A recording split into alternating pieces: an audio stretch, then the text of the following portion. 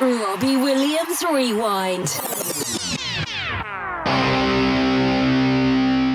Welcome to Robbie Williams Rewind. We are the champions. I'm Matt. And I'm Lucy. And along with help from special guest fans, we take you on an in-depth rewind through the solo career of multi-award-winning singer, songwriter and entertainer, Robbie Williams. Today, we're not rewinding very far yet again, as we're covering Robbie's latest album, 25. We'll be talking about CD 2 in this episode and the UK and Ireland tour. Mm-hmm. And our special guest fan is Helene from France. Hi, Helene. Hi, guys. Thank you for having me. That's okay. It's a pleasure. Lovely to have you on the show. I've been a listener of these podcasts for months, so I'm very, very happy to finally be a guest on the latest album of Robbie. What an honor. Yeah. Thank you. Great. So yeah, we actually, I think the first time I saw you was at the O2 when I was going to my seat and I walked past you in the aisle and I just thought, oh, I recognise you, but I couldn't remember your name at that exact moment, but I knew that you were a listener because I had conversations with you online. We just said hello to each other, didn't we? And then I kept on walking. And then yes. And then you bumped into her in Birmingham, didn't you? We did, yeah. I was just walking along the hotel corridor from my room on my way back to the venue, and there you were, Helene, with your mum. I was there again, yes, and you were all pampered up, ready for the show, I remember. Yes. These chance encounters are supposed to happen, I believe. Yeah. Yes, and now here we are on the podcast. I think then you said, I want to be a guest. Yes, I think that was the first time I said it. I said it to Matt, and he said it to tell Lucy. And then, so it did tell you, and then I saw you again at the Royal Albert Hall, and yes. I told Lucy face to face, I still want to be a guest. Yeah, and now here we are. Yes. And I'm wearing my Albert Hall t-shirt right now. I've got the same one, but I thought, it would look a bit strange if we both wore the same t-shirt. So I've got my Let Me Entertain You. Yeah. Or maybe not. I've also got the Royal Albert Hall top. Yeah, it's nice, isn't it? It would have been funny if the three of us wore the same top. Would have been a bit awkward. It does sometimes happen in the Robbie community, that kind of thing. Yeah, it's okay. It's accepted. It does happen. That's why I get mine bespoke. Right. Yeah, Frenchie Helene on tour with Robbie Williams. Very nice. So tell us how you became a Robbie fan, because I think you just told us that you're quite young, aren't you? Compared to us. So I became a fan about 11 years ago now, coming up to 11 years ago.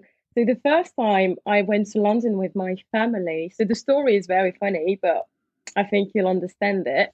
We went to McDonald's on Oxford Street. So 10 years ago, coming up to 11 years in June, McDonald's, Oxford Street. And there's a TV with some, music clips on. Rock DJ comes on. 12-year-old me looking at the video, like, right, this is an interesting video, but I didn't know who it was. I didn't know the song. So I Shazammed the song. And when I got back to Paris, I was like, right, Robbie Williams, Rock DJ. I really like it. And when I like a song, I usually play it until I get bored of it on YouTube and then, move to something else. And as I was listening to Rock DJ on YouTube, they always suggest other songs from the same artist. And there I was listening to Tripping. I was like, oh, I know this song. Then there was Buddies. I was like, oh, I know this song. And one thing led to another, another song. And I think what really hit me is when I watched the Commandant live at Nebworth, when he kisses one of the lucky ladies. Oh, yeah. 12-year-old me in my little bedroom in Paris watching that, thinking, oh my God, this is amazing. It's got to have to be me at some point. And I think that's how I became obsessed. At the time, I could barely speak English, but I loved the character, how he showed up on stage, and I just thought, oh, I think that I really like this guy. And I thought I grew out of him because, when you're 12, you change, but I haven't. Almost 24 now, and I'm supporting him all the way, and hopefully we'll carry on doing it for many, many years. So that's my story of discovering Robbie Williams. Oh, I love Wow. that. Is he still really big in France? No, not really. I think No, he used to be yeah. big about 20 years ago, around like Supreme, rock DJ time when I was 2, but not so much anymore. And to be honest, the first CD that he got out, Take the Crown, when I was a fan, and he announced the Take the Crown Stadium tour, and there was no France, I was devastated. But obviously, they didn't play France because they didn't sell that many albums there then. But no, it's not that famous anymore. There's a few communities of fan, but there's not a lot of us. Right. But he is playing there on his 25 tour, isn't he?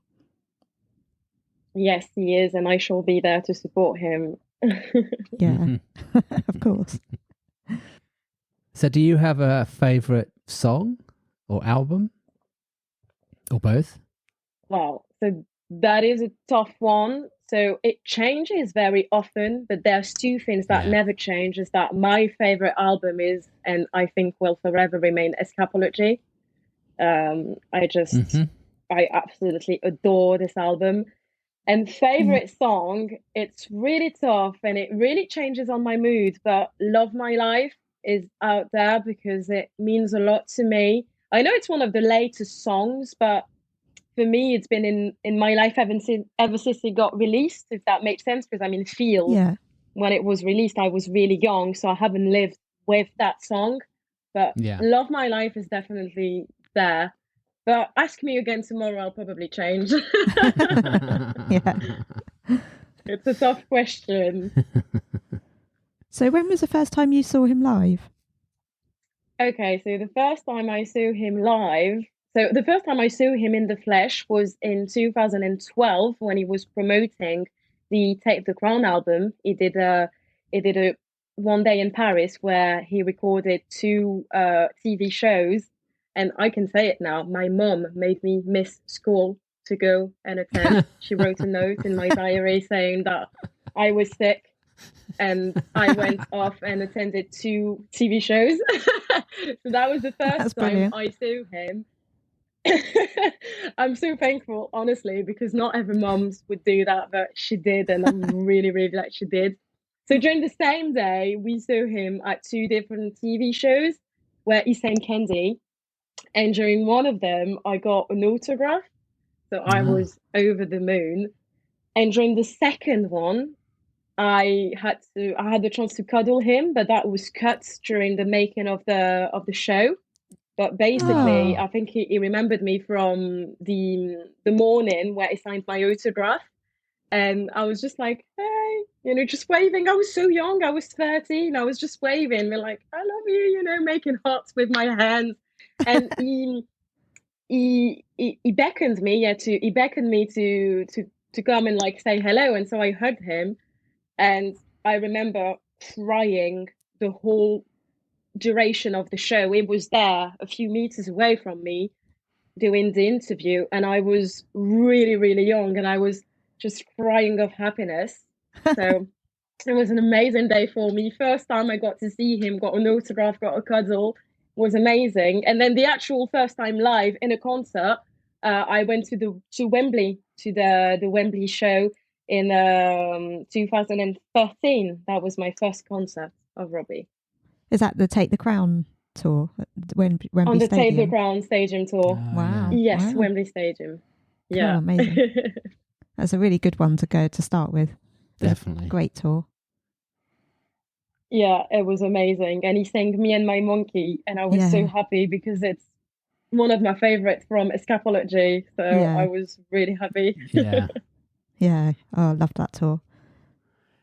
And I guess you may have already covered it, but do you have a best memory or moment from your Robbie fandom? I do, and actually, I haven't told you about it yet. So, Ah, my best moment that I've had to encounter with him was in 2016 when he was promoting his Heavy Entertainment Show album. Once again, I was a little bit older, but still, my mum had to write a note in my diary saying that I will be sick, that I was sick, to miss the day, go and attend the radio show. So it was a radio show. So it was not shown on TV. It was just, audio. And we yeah. were in the studio. It was really, really small.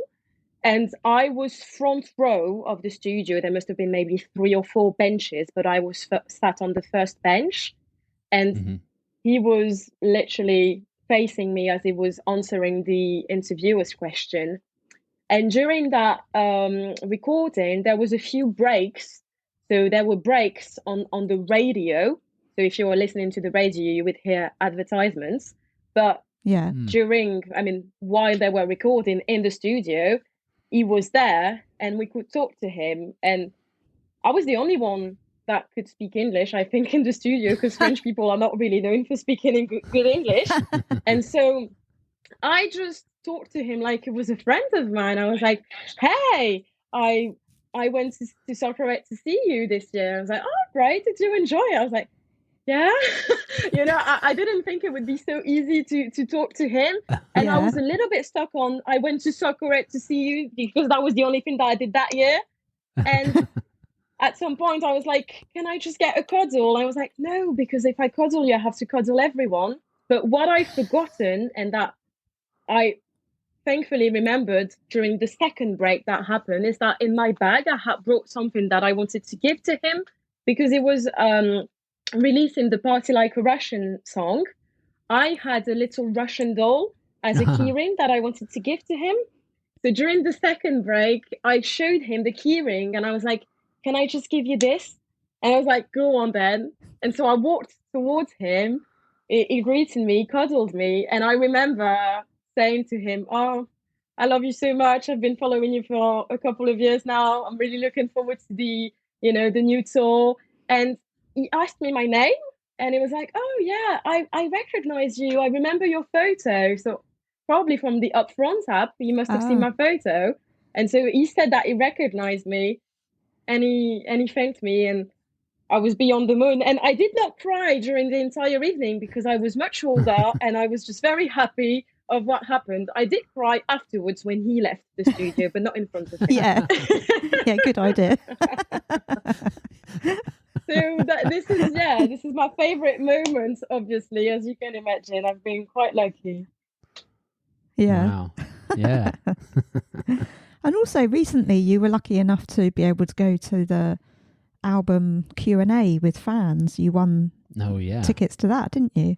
How was that? Yes, that's very true. Well, that was amazing because I got to ask him a question as well. There was 30 of us, and they only picked 3 questions, and I got lucky enough to ask him a question. So that was amazing. So first of all, we didn't know whether he was going to be there or not because Dolby was really hiding him from us.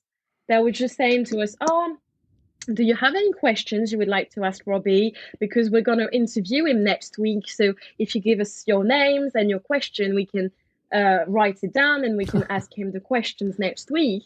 And I was like, "Okay, well, sure." And my question was, I wanted to know what are the songs that he still enjoys singing live to us, because obviously when you've been a showman for 30 years and you've been singing Angels at every single show, do you still enjoy singing it?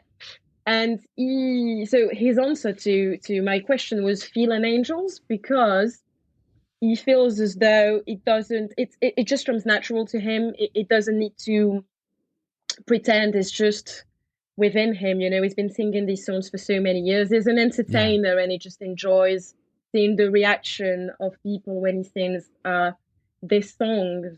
So Yeah, Oh, that was a great moment as well, actually, Lucy. And as well, one thing that I would like to say is that as he entered the studio, because I was sat in the front row, Hmm. um, I'm sure he noticed me, and the interviewer said, "Oh, there's a lady from Paris in here," and he looked straight away at me and he winked at me, so I know oh, that he knows. that's brilliant. So I was very happy.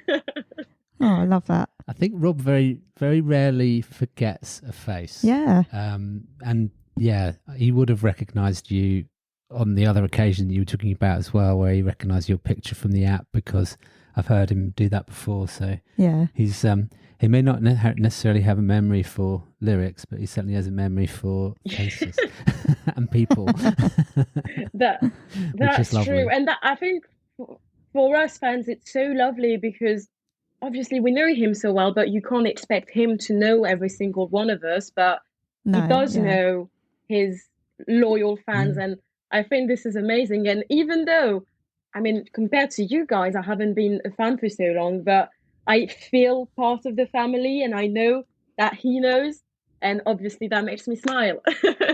Yeah. Yes, yes. Oh, that's lovely. So, tell us what Robbie means to you. Robbie means to me a lot because he helped me when I was younger, when I was, a teenager and you're a little bit lost in life. I think that focusing on him when I was younger, just, wanting to learn English, learn about his life, how he got to where he was, I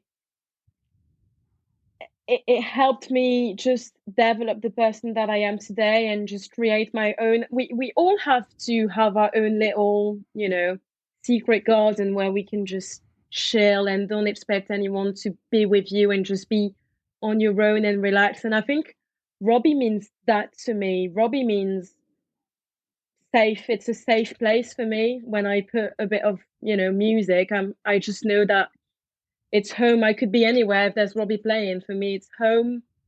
It also means that I got to be really close to my mum as I was growing up, because I don't think we were that close, but the fact that I loved him, she then loved him as well because I was playing his music nonstop in my room, and that got us really close.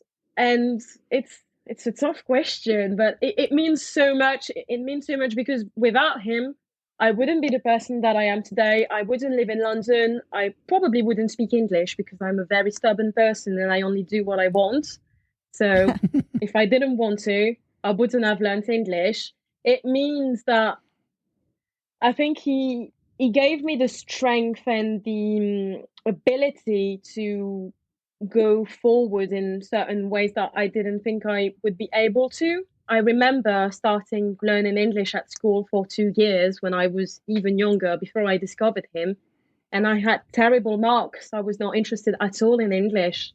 And all of a sudden, I came back after the summer and I understood what my English teacher was telling me.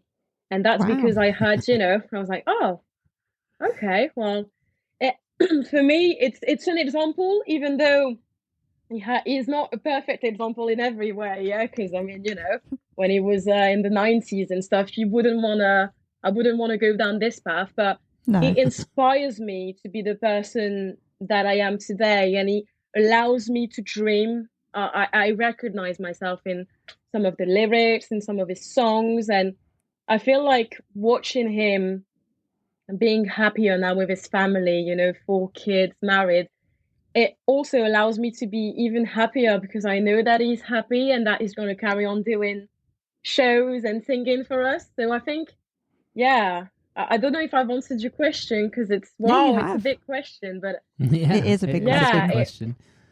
No, It that's means great. so much. And my kids later, if I have kids, I mean, it's Uncle Robbie. I have a dog at home and I show him Robbie and I'm like, this is Uncle Robbie. This is, yeah, it's part of the family. And if you could ask him one question or say one thing to him, what would it be? I guess you've already asked him at the 25 Q&A, but is there anything new? Yeah, I think I would like to know if, because I mean, he's coming up to 50 now. I would like to know if he still sees himself performing to us. When I say us, I mean the loyal fans, even if it was to be 500 people venue. Does he still see himself performing for us maybe in 15, 20 years time? Will he do that? Will he be a showman until he's 70, 75? Who knows? I think I would love to know that, because that would also maybe allow me to go and see him even more now before he stops, or maybe just being reassured that he's still gonna be around in one way or another, because I'm hoping he doesn't do much small stadiums anymore. I don't like stadiums. It's too big. It's too impersonal. But I would love to know that he's going to do 10 nights at the Royal Albert Hall. That would make me very happy. I know what you're saying. Well, we've experienced the retirement from Rob before, so... I don't want another retirement. I don't think we're going to get another one. He did actually say... Hopefully not. Because we're recording this... before you have heard the previous episode, so Robbie from Canada, I did read a quote from him on that episode that you won't have heard yet, that said that and I think an interviewer asked him whether he would be releasing L, which is 50, and he said something like, I would love to be in a position to release L. So you never know. Well, there's hope. Yeah. Yes. Yeah. Age is just a number, isn't it? Oh, definitely. I think it's all about what's in your head, and if you want to keep doing it, and if you're in health and you can do it, obviously, because I mean, we don't want to see him in a wheelchair. Well, I say that maybe I will if it's the only way I can see him. Well, like Elton John. Yeah, he's not in a wheelchair, I don't think. Yeah, he kind of sits. No, he's not. I saw him. Yeah, he just sits at his piano and he's very grumpy. I've seen his his last tour. I swear to God, I went to see him in Paris. When I say he was grumpy, the lighting was not right, and he stopped in the middle of the song. I was like, fucking hell, you guys, you've got one thing to do. You can't even get it right. And I was like, whoa, this is a bit harsh, isn't it? And I'm not joking. And he said that in Paris, and I'm just thinking, did he allow himself to be a little bit more rude because he thought people will not understand him? But I thought, you're allowed to be grumpy, but still, be mindful of your language. I was very shocked. That's funny. Yeah. Yeah. Have you got any other great memories or things that you want to tell us about? Oh, great memories. Well, I've been to a couple of TV shows in Paris, because in 2012, when it was there for Take the Crown, when he was promoting Take the Crown, he did a couple of TV shows in Paris, and I saw him for what is the equivalent of Dance with the Stars in the UK. What is it called? The show where they dance with Strictly Come Dancing. Strictly Come Dancing, sorry. Strictly Come Dancing. So we have the equivalent show in Paris, and he sang Candy for the final. So I also got to attend that. That was quite fun, because he sang Candy 3 times. It was not live, and he sang it 3 times, and he kept saying, okay, I'm going to do it another time. And I was just hoping it'd do it, for 5 hours, even though it was the same song, because you can't get tired of it. So that was quite good, because I remember there was a couple of breaks in between, and I also managed to speak to him. I've always been very lucky, because at every TV, radio show, I've always been noticed by him. So in one way or another, it made me really happy, even though I didn't get an autograph that time. Well, I said something silly, and he noticed me, and he waved at me. And it's the little things, especially when you're 13, it's massive, because he's there and he's noticing you. So that was also great. I also remember when I went to Soccer Aid in 2016, I was sat right behind where he was getting ready, getting prepped up to go and play. Oh, yeah. And he was being really funny, because he was bending over, showing us his ass, and I was taking photos of that. And he he knew that we were all taking photos of that. And actually, when the day I got the cuddle and the photo at the radio show in 2016, when I kept telling him, "Oh, I've been to Soccerette to see you, Rob," and I was like, "Oh, and you were bending over me when you were getting prepped up," and it was like, "Oh, did you take a photo of my ass?" I was like, "Yes," and then he laughed, and so he knew that we'd been, doing that. So that was quite funny. He does that on purpose. It also showed that. I know, and it also showed that I was not making it up, that I was there, because he knew exactly that he'd done that there, Yeah. So that was quite funny. And I mean, I could also tell you about the Royal Albert Hall show when I was just crying so much because it was so emotional. One song that I really love, and it means a lot to me and my mum, is Go Gentle. Mm-hmm. And I think I was there both nights, but the second night, I think it was when he was just, "Teddy, thank you so much." I was crying, but when I say nonstop, for 3 minutes and a half, I was in tears. And it's just a lot of emotions. And I don't even know if it's happy tears or it's just, it was there. I could not control it because I love this song so much. And the way that it dedicated the song to Teddy was, just thinking about it makes me make my eyes teary, because it was a beautiful moment. It was. I think this is the highlights of my fan life. Oh. And of course, he joined you at the end and cried uncontrollably on the stage. And as he told us in his interview, it's because he was putting Rogaine hair thickening solution on his head. Yeah. And I've got to say, when he was also crying at the end, that made me cry again. Yeah, I bet. If you see him cry, well, it's like, oh my God, stop it. He was very worried that he wasn't going to be able to stop on that one. Yeah. Which, and he told us that we could laugh at it. I was a bit worried when he started telling the story. I was like, should we be laughing at this? He said, "Oh, no, it's funny." Oh, okay. I can laugh then. I've also got no hair, so I've got no problem with hair products. Surprised he didn't bring that up, actually. Yeah, I thought he would say something like that. Say something about that. Maybe he thought he better not be the rude. bust comment had already been made. So. Yeah. Within all the years that I've been lucky enough to interact with him, is the most down-to-earth person I've ever come across. And you can imagine how starstruck you think he would be. And especially, I remember getting into the room when he was just a couple of meters away from me. And when I started talking to him, and he was just, been like, "All right, yeah, that's cool." Just, it was like meeting a mate down the pub, just having a drink, and we're just chatting like you've known each other for years. That's how it felt. And I never thought this of him, because they say never meet your idols. You can be very disappointed, or you meet people that are unpleasant. But I think he genuinely cares about us, and that's what made him so successful as well, because we know it and we still support him. Yeah.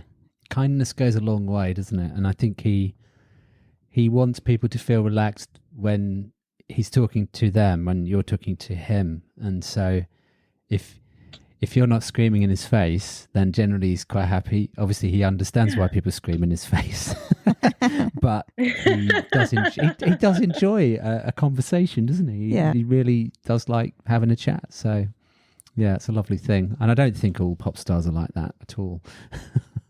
Not all of them, but no, I mean, Mark Owen still possibly wins the award for nicest pop star, even though I love Robbie the best. Mark Owen just absolutely talks to everyone. It's very chatty. Yes, that is true. Yeah.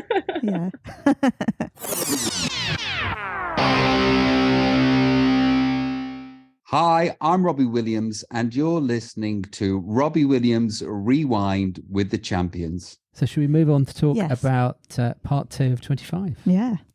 Okay. So we're starting with Lazy Days. This was released as a teaser for the album exactly 25 years to the day from when it first came out. It was arranged by Guy and conducted by Steve Sidwell. Rob said, "I can't believe Lazy Days was released 25 years ago today on the 14th of July 1997. This newly orchestrated version has given it a new life, and honestly, it kicks ass." The song structure follows the demo version, but not the demo lyrics, whereby the first chorus kicks it straight in after the first verse, instead of there being an extended first verse. So, because like when you listen to it, I found that you kind of think it's exactly the same, but actually when you play them side by side, you realise that they're not. And so then I played it side by side with the demo. Were you doing my trick of putting one yeah. earphone in one ear, one earphone in the other ear? Yeah, I was, yeah. Yes. And then I did the same And with playing them exactly the same time. We go into in-depth Is that even a research thing? now, yeah. Apparently, I invented it. And then I played it at the same time as the demo, which is like a B-side on something. I can't think, Millennium or something. Yeah. And yeah, it follows that one rather than the finished version, which I found interesting. Yeah. So, Helen, do you like this Lazy Days?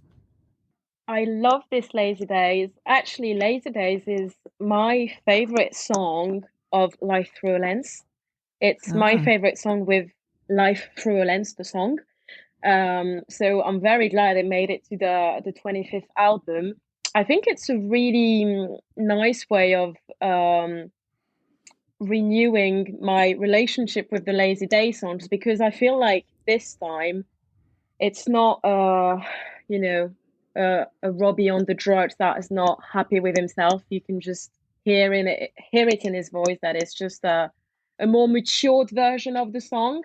And I really love Lazy Days. It's actually my ringtone. I love it. So yeah, I love it. And actually on the tour when he was singing Old Before I Die, I was really hoping that it put Lazy Days instead of Old Before I Die. But no, I think it's a really good song. It's a really good song, and it's a great new version of it. But I'm gonna have to do the Mac trick, which I haven't done yet, and put them, both at the same time and actually analyze, because I haven't done that. I'll be honest, I haven't gone that far. It's a fun thing to do, when you've got a bit of time on your hands. Matt, do you like this when you've got two phones? Yeah. We have to have like the computer playing one and the phone playing another. Computer's got one going and then phone and the other. Yeah, have to have different headphones and all that. Different headphones. Yeah, it's quite a setup. I really like this. It's my notes where it's got huge depth and richness that have been added to this song in this version. And the song was great before, but obviously there's a new depth to it. Yeah. However, it doesn't feel quite as orchestral as the others on this album. Yeah, as the others on this album. You can hear the guitars and the drums mostly, and the orchestra sort of in the background a little bit. Yeah, which suits this song, I think. Yeah, they kind of kept it fairly true to the original feel of the original one. Yeah. What do you think? Yeah, I love it. I think it's a banger. Banger. Yeah. But weirdly, whenever he sings the first "My Friend" bit, in my head, I always think it should be "and dream." And dream. I don't know. Yeah. I don't know whether it's just noticed that as well. Have you noticed that as well? I have, yes, because it's not the correct lyric. I mean, it's not correct or not correct, but on the original version, it doesn't sing that, and so I always get confused. And it's like in I think in No Regrets as well, it changes the end in the songs, and I always get confused because I keep singing dead and not undead, and it's just little things like this, because you've listened to the song so many times that just a few words, it's like it's a different song, because you lose the balance and everything. You're like, oh, what are the next lyrics, because if they've changed these ones, maybe the next ones are gonna be wrong. I think it's just because they've changed the structure of the song around a bit, and so they've sort of messed around with how they've done the lyrics slightly. Yeah. Mm. But anyway, arranged is the word. Arranged, yeah. There you go. Messed around. Guy wouldn't be happy with saying that, he messed around. No. Or Steve. Sorry, well. sorry, Guy. We know that, and Guy, you professionally arranged. Yeah, and sorry, Guy. conducted Yeah. the song. Yes. But I love this version because it's still got the essence of the original, as you said, with the guitars and everything. But it's got added oomph with the strings. And at the end of the instrumental bridge, where you can just hear deep strings, and it's with Rob's voice saying "lazy days," something. I like that bit. Yeah, it's not too different from the original, really. I don't think. Just a bit more polished. I agree, because on the album, some songs are, I think, much more different than Lazy Days. I think Lazy Days is just along the signs of of the original one. Yeah. Cool. So should we talk about Hot Fudge? Yeah. So this was reworked by Steve Sidwell. The Metropole didn't play on the track. It was a range of other musicians. And interestingly, Martin Slattery, who Rob co-wrote Clean on Life Through a Lens with, played piano on this song, as well as 9 other songs on the album. Ah. There you go. Interesting. Yeah. Yeah. Do you want to go first in this one? Yeah, okay. What I notice on this is that the cowbell seems really loud. And I hadn't really noticed the cowbell on Hot Fudge until Steve Power actually mentioned it in our interview with him and said, "What's the song with the cowbell?" We managed to work out it was Hot Fudge. And I remember thinking, I don't even remember there being a cowbell, but now I can't miss it. It is definitely quite loud, yeah. Yeah. In the mix. I just love that Hot Fudge was included on this album because it's a great song.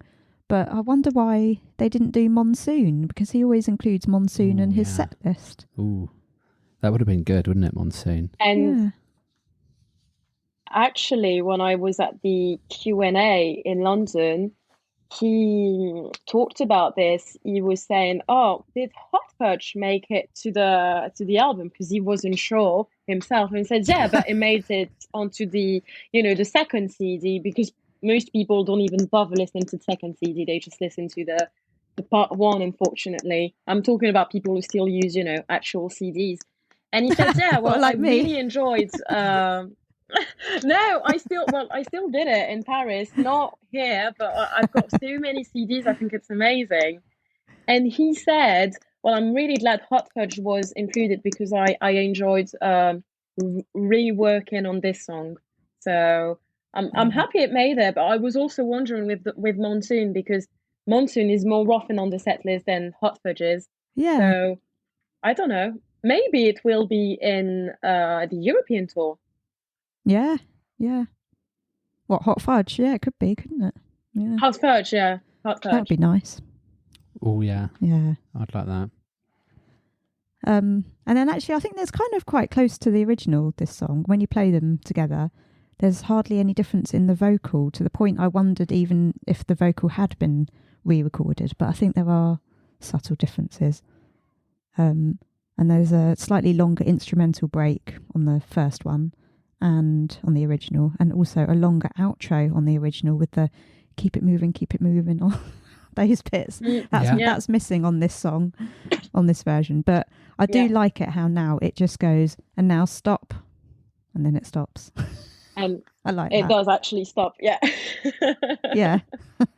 Yeah. Do you like this one, Helen?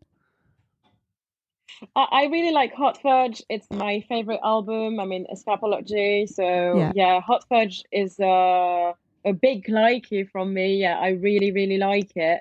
And I'm happy that he hasn't changed it too much, because I couldn't really see Hot Fudge being too orchestral. I mean, it's a very groovy song. It's not a ballad, So when it's not a ballad, I don't see it in an orchestral way. So I'm happy with the changes that they made, because you still really very much recognize the song from the original one. So yeah, it's a big like from me. Yeah. Good. Matt? Yeah, it does need a little bit more cowbell. There'll be a few listeners out there that get that reference. More cowbell. Actually, was a Saturday Night Live sketch with Will Ferrell and Christopher Walken, and it was about a band who were recording a song called it's called "The Reaper" by the Blue Oyster Cult. Well, I don't know Real that song. reference. But it was on Saturday Night Live, and Will Ferrell is Rob is a big fan of Will Ferrell. Well, he is, yeah. So, but it's a funny sketch. Someone reminded me of it a little while ago. More cowbell. It's basically a sketch where this guy Will Ferrell comes in and he's banging this cowbell, and the producer comes out and he goes, no, we need a little bit more cowbell, and he bangs it a bit harder, and basically the whole sketch goes through with him banging this cowbell harder and harder and harder to the point where he's just smashing it so loud you can't hear anything else, and all the band kick off. You got to see it. So search for More Cowbell Saturday Night Live. You'll find it. Okay. Anyway, I digress. I love the funkiness. Yes, Ellen. Yeah, it is funky, groovy. I've always loved the funky grooviness of it. It's definitely a fave of mine. I love hearing it. And I also hear what Lucy's saying. It's pretty close to the original. Production arrangement does sound very good, though. Yeah, it does. Like It sounds amazing, yeah. Yeah. That's because it's a great song anyway. Yeah. Nice one to hear live. Exactly. Yeah, yeah. I'm sure he will sing it in the European tour. Yeah. I'm sure of That'd it. be I don't know Let's why. hope. I have a feeling. Hopefully. Let's Yeah. hope, yeah. There's hope. So next song is Sexed Up. Fingers crossed. Yes, so Sexed Up was reorchestrated by Steve Sidwell, and this was the only song from CD2 that Rob sung at the Hamburg concert, apart from the AI Angels. Yeah. So that was a treat, wasn't it, hearing him sing it at that concert? It was, yes. Ellen, do you like this version of Sexed Up? I love this version of Sexed Up. Sexed Up is within my 10 favorite songs of Robbie. It's Yeah. always there. It's actually the first song that I learned how to play on my guitar. Oh, I love Sexed Up. I think this version is yet again not so different, but yeah. it's good enough. It's just, it's still the ballad that it is. It's still there. It's still this breakup song that I didn't understand when I was younger, and today makes so much sense. I love the. I've always loved the tone that he uses in this song. I don't know. It's so smooth for such a hard song, actually, because it's a bit of a, fuck off song. Screw you. I don't want to see you anymore. And I just love how subtle it does that. And no, Sexed Up, yet again, it's on my favorite album, Escapology. Yeah. It's one of my favourites too. Yeah. And I really hope we'll get to hear it live again. Yeah, so do Because I. last time we Yes. heard it live, I think it was in a Take the Crown tour. I remember at Wembley where he had his guitar. It was towards the end of the show. He didn't even sing it, in full length. He only did No. like a verse of it. And I remember I went to the Saturday show at Wembley, and in the lyrics when he says, "That's all gone to waste, it's Saturday," it's like, it is Saturday. Yeah, he was so happy about the fact that it was Saturday and that he could sing it. And I just remember it. That was 10 years ago now. It's mental, but yeah, I love Sexed Up. Amazing song. It's a banger. Honestly, I think it's It is. underrated song.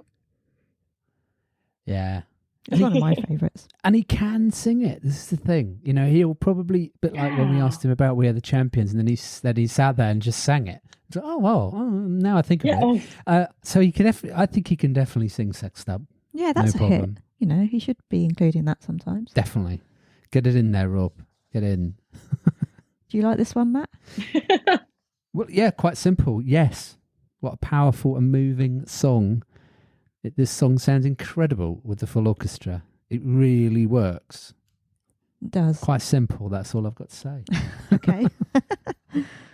I feel like you can really hear his vocal on this one. It makes it even more compelling. And how good did it sound in the Hamburg concert with the full orchestra? Oh yeah. God, love it. But I have one thought that the piano sort of xylophone, I'm not really sure what it is. I'm not a musician. Sounded a bit too tinkly in places. A bit too tinkly. Because it's like a really angry song, isn't it? And just like having a tinkly sort of sound on like an angry song. That's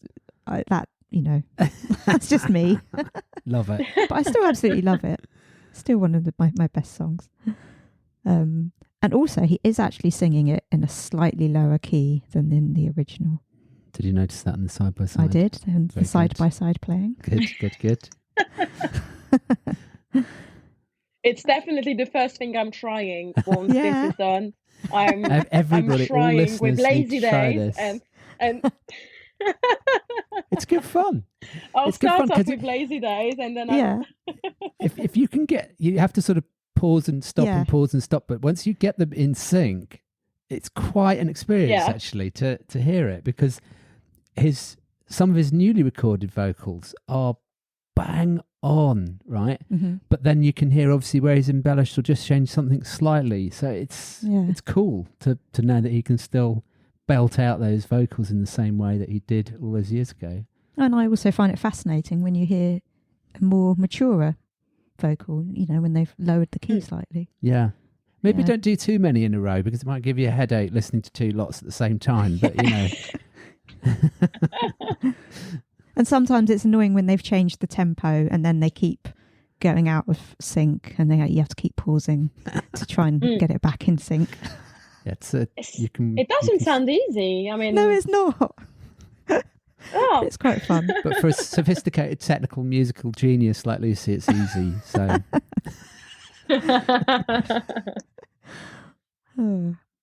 What else do you think? Well, also I noticed that the original has a longer intro before the vocals start and a longer outro. But with this version, it's like it just gets on with business, it's like slap, bang, here's the vocal, and I quite like that actually. Yeah. And at the very end, the "just not today" bit is more audible, it's a more big part of the song. Yeah. Because he just whispers that on the original. Sometimes you don't even hear it. I mean, this is a massive sing-along song as well, isn't it? Oh, in concert. Yeah. I don't know whether in Hamburg anybody I guess some people were singing it, but I guess it was more of the thing where you had to just sit still and watch it. But they didn't seem to really enjoy themselves at that concert, and apart from like the first front row. I thought people were quite bored, and I would have paid a lot of money to be there and in their seat. I mean, they seemed like they didn't know any of the songs, Yeah. I think because they were like competition winners and customers, and not necessarily his biggest fans. They're the kind of people that are there for the hits, and they don't get that excited, I guess. I don't know. But this is the one that you've got, especially know about sex scream stuff it from the top of your lungs, haven't you? Yeah, Sex up. You've got, especially that chorus. You've got to scream really it out. Sing that. Oh yeah. So should we go on to one of the new songs? Very exciting. Oh yes, let's do it. Exciting. More Than This. So More Than This was written by Rob, Carl Brazil and Owen Parker. It was arranged by Owen and Steve Sidwell, that is. Rob told us in our interview with him that it was about Ida's love towards him. He said, "It's that delving into the archives and not being able to find joy, and there being people there that are a life raft that want you to be well. The confusion for people that, how can you not be, I'm not saying my wife, but how can you not be enjoying any of this? Look what's happening. It's amazing. And yet here you are with an inability to procure any enjoyment from it." So there you go. That's what Rob said about it. What a quote. Yeah, that's our own quote there. That he told us. Very exciting. So, I love the way he describes life raft there, just the people being there, a life raft that want you to be well. It's beautiful. It's nice. Helen, would you like to go first on More Than This? Sure. Well, More Than This is definitely the song that I've listened the most out of them, apart from Lost, but it's definitely there on the listenings. actually, before I heard that quote from you and before I listened to the interview, I didn't really realize what the song was about. But for me, it's a feel-good song because it's catchy. You sing along and you hear it twice. You know the lyrics by heart because it's very, very Yeah. easy. I think more than this, for me, is the kind of song that would have been on maybe intensive care. For me, Yeah. it's a little bit similar Oh, to yeah, Spread you're Your right. Wings. Yeah. In my opinion, it's very, it's my own view, but for me, I relate a little bit to Spread Your Wings. Not only about the message, but just the grooviness and the tone of the song. So I feel like it's a song that maybe it would have written a couple of years ago, not 15 years ago, but 5 or 6 years ago, because it's a little bit more groovy than what you would get, for instance, on heavy entertainment show. It's not the same style. Groovy is not the word. I don't know what word to use, but I feel like it's a song from the intensive care area in my opinion. But it's a great song, and it deserves a 9 out of 10. And I wouldn't say 10 out of 10 because it's not a song that I would listen to all day long. We'll get to that, but Lost, I could listen to Lost all day long. It's different vibes. Matt, do you like this one? I absolutely love it. Yes. Like Helene, I have listened to it a lot. And I think it means even more now that we heard directly from him what it was about. I mean, obviously there's many, many songs about Ida, but just such a lovely description of what it's about, why he wrote it. It's got a great opening to the song. Go, go, go. I said that we can't fly. She held my hand and said, let's try. I mean, that's just what a lyric. Yeah. Don't know what's the best part, the kind eyes or soft heart. It's just a really good song. And same as Helene. I can't wait for this to come on because we've obviously been listening and researching this. We've been listening to it a lot, haven't we? Yeah. Usually each album gets listened to about 100 times for the show. And I just love it when this one comes on. Yeah. It's new. Yeah, it's a new song. It's a new song. It's like the whole time we've been doing the podcast, it's like the first actual new song that we've had to talk about, really. Oh, no, apart from Lost, sorry, in the previous episode. Yeah. And I also wanted to say we must have listened to it even more because it's the first actual new song. So, when it comes on, it's like, oh, great, because all of the others, we've heard them thousands of times. But this one, it's going to take us a bit more time before we reach to that 1,000th time of, listening that song. Exactly. And I think it opens very well the new songs on the album because it's catchy. I think he did well by putting this one. I mean, probably not him, but whoever did that, put in this one first. Yeah. Yeah. So, what do you think, Liz? Well, weirdly for me, the first time we heard it, I can remember when we were listening at like 1 a.m. or something when the album came out, when we were streaming it. Oh yeah, we had our album listening party at 1 a.m. Had to. As you do. Yeah. Had to. When this one came on, the first thing that came into my head was Downton Abbey. It wasn't the first thing that came into my head, just to let you know. And I don't know why. Why? I don't know. It was something about the music. There's something about the sound in the background. I don't know. And even when I play the Downton Abbey theme tune, I still can't think why it made me think of that. Like, I cannot. But anyway, that is what it made me think of. And I know that's totally random. We love randomness on the show. You know that. Oh, dear. You're allowed to be random. So I tried to work it out. I tried to play them both and think, why did I think of that? And I think it's something to do with the strings sound. So there you go.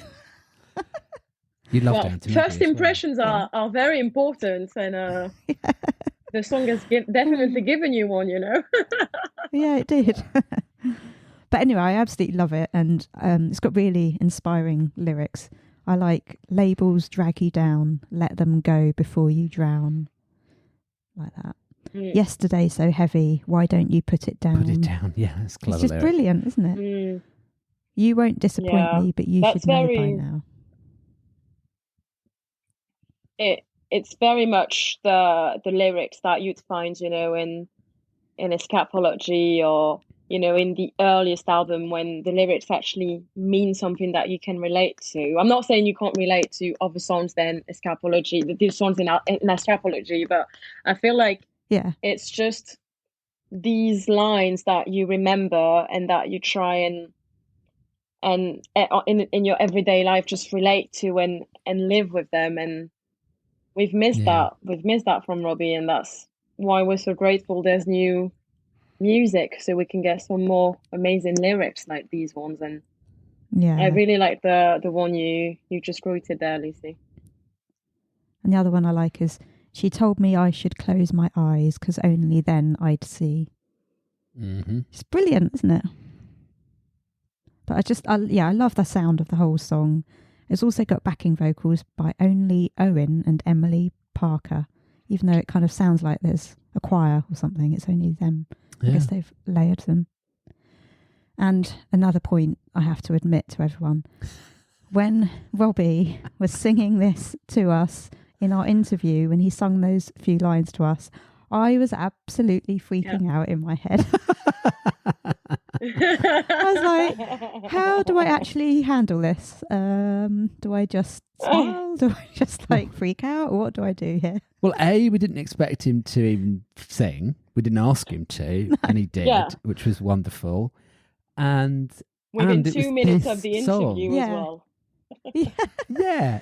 Oh yeah, maybe we'll see where the champions. With the champions, we're the champions. But within 2 minutes of the interview, he just started singing. You know. Yeah, I know. I was just Problem is, he didn't sing the third line because then I could have used it on the show. He probably knew that. I think he thought, I'll stop there because otherwise they're going to use it. But probably would have to pay copyright then anyway. So better not. But yeah, it was very exciting when he started singing this. It was palpable. I could literally feel Lucy like almost sort of like shaking with excitement. You did keep your composure, but it was unexpected. But what a beautiful song. I mean, just to hear him, and he lit up. Obviously, we are gonna release the video eventually of that, so we're letting it go on the podcast first. But you probably heard the joy in his voice when Lucy asked that question. He just immediately smiled. His whole face just filled with joy, and he was so excited to talk about it. So that was really a really cool moment, actually. Yeah. Nice. Then moving on to Disco Symphony. Written by Rob, Guy and Jimmy Carr. Orchestrated by Guy and performed by the London Session Orchestra. In reveal, Rob told Chris Heath, "I love that track. It's so daft and whimsical and silly and poppy. I love all those things. And then I've got a side of me that's, I don't want to sing that for the rest of my life. Dance, dance, dance. Dance, dance, dance. I don't want to sing Candy for the rest of my life, and I'm going to have to." Rob kept telling people he had Disco Symphony in his back pocket, that he was saving it for something special. Chris suggested this was another way of saying that he just didn't want to deal with it right now. Guy told the Stratford Herald during the Boy in the Dress promo that this was supposed to be on the Heavy Entertainment show, but Rob decided not to include it. When they were later writing for the musical, they realised this song would be perfect for when Dennis first puts on the dress, so it was adapted. Guy said, "We changed the clef, the lyrics and the structure, but the chorus is basically the same." When Rob was a guest on Radio 2 in November 2019, alongside David Walliams, promoting The Boy in the Dress, David claimed this was his favourite song from the musical. Rob replied that his was ordinary, but that he may do Disco Symphony as a single with Kylie Minogue. He teased us about having that Kylie duet on his computer for years, and nearly played it on Instagram once, but then thought better of it. So that version is still hidden on his computer. Yes, it is. And obviously Rob told us that Kylie was too busy with her disco album, and because she was doing a disco album and the song was called Disco Symphony, she said, "Hey, do you mind if we don't? Because I've got this thing to do." But he did explain that they exchanged lines on the original version, but now it's just him. I really want to hear the Kylie version still, because I love Kylie. Well, we'll have to get him and get him to play it on his computer, but not on the podcast. Or Kylie. Yeah. Kylie will play it to us. Yeah. Well, when we get Kylie on the show, Oh yeah, yeah. to talk about kids, you know, Because that's going to happen. you know, you've got to manifest these things. Dream big, guys. Come on, Dream dream big. big. Exactly, Ellen. That's what Rob told us to do. So yeah, she can spend 10 minutes on the podcast with us. Yeah. And you can discuss kids. It's okay. Only 10 minutes. Matt, would you like to talk about Disco Symphony? Yeah, incredibly powerful opening to this one. It's just, you know, then the song just kind of launches into a pop song. So it's kind of like, you know, that dramatic sort of opening. Shaking my arse off. Show mama what your arse is for. There's a bit of an 80s beat when he sings Donna Summer. Yeah. Notice? Donna Summer. There's a little beat change there in the I didn't background. notice that, no. Or the style of it sort of changes a little bit. Yeah. What has shooting horses got to do with it in the opening few lines? Oh, because when a horse gets like past it as a racehorse, they that's just true. shoot them, don't they? Yeah, the lyric is apparently. they shoot horses, don't they? But I'm just not going to quit. When they go lame or something, Mm. they shoot them. But he's Yeah. basically saying that he'll It's just gonna keep going. carry on. Thank Yeah. God. It's a strange lyric, but yeah, it works. Yeah, I like it. And obviously remember it from The Boy in the Dress. Yeah, even though it that was cool. You know, adapted slightly differently for that one.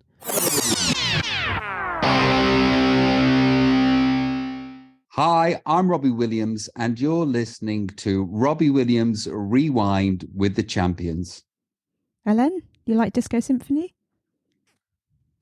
I really like Disco Symphony. Well, like Matt said, it's a powerful song. I mean, when it starts, you know, the first few seconds, da-da-da, you're like, oh, wow, we're into something very orchestral. And then actually, like you said, it turns into a pop song and it's groovy, poppy, and you just want to sing and dance along. So I feel like this song is like a 2-in-1 because the music makes you think as though it could be in an opera, and then as soon as you start singing, you're like, no, actually, it's just another pop song, isn't it? Yeah. Yes. So I think it's a clever song. It's very clever, and I think it goes really well on this album because thinking of Heavy Entertainment Show, I mean, it would have gone well on that album as well, but I feel like it's quite different to any of the songs on there, apart from maybe if it went towards the end after the national anthem of Robbie, then maybe would have given it another like a big ending. another way of ending the album. Mm-hmm. Yeah, but I think it goes really well on this one because it's a pop song. Like he knows how to make amazing songs, and with an orchestral way of starting the song. Yeah. Yeah. Well, I absolutely love it. This is my favourite, I think, on CD too. You've been waiting for it for a long time, I haven't have. you? Yeah. You're banging on about it for quite a long time beforehand. Yeah, in fact, I even went on the one when he was on the One Show. Do you remember when he was promoting the Christmas album? They asked for questions, and I just tweeted a question saying, "Please, can you tell us what's happened to the duet with Kylie?" And they actually did get in contact with me and asked me to send a video of me asking that question. Yeah, and I did, but it never got used. Wow. Yeah, I did keep going. Then on you got about to it. ask him in person. Well, that's true. I did. Well, in person virtually, but yeah, pretty much in person. Still counts. But yeah, still counts. I mean, yeah, it still counts. Yeah. Oh yeah. But I would have loved to have had another Kylie duet. But you know, this song is still incredible with just Rob. It still fulfills everything I could have dreamt it would be. I would hope one day she might, once she's done all her sort of commercial bits with that, she feels as though she can actually release this. Well, yeah, even if it's only on under the radar. Yeah. You know, if she just gives permission for that. Yeah. That would be good. You know, it doesn't have to be a single that everyone in the world has to know about. It can just be something that Kylie and Robbie fans can appreciate. That's what I think. I think it would be really great to hear this one live, because it's just one that you dance along to. It's new, it's poppy. I think it could be a hit if it was to be put out as a single. Maybe it would have been a better hit than Lost, for instance. I absolutely love Lost, but maybe it's not as commercial as Disco Symphony could have been or could be if it was to release it as a single. And I think it would be great live. It would be amazing. It'd be live. fun, wouldn't it, live? Yeah. You'd just imagine just bopping about to this. Yeah. Yeah, it's got great lyrics. I love the another floor filler from your tortured singer. You've been singing other songs, but I'll forgive you. Brilliant. And I think that's like the lyric of the album, which summarises his 25-year career. Hardcore since 74. I love the chorus. It's such an upbeat, feel-good chorus. And it kind of reminds me of Your Disco Needs You, the Kylie song that Robbie and Guy wrote together. Yeah. You know, it's got that massive feel. And I'm glad that Rob is owning his cheesiness and embracing it on this song, and I'd like more of this, please. I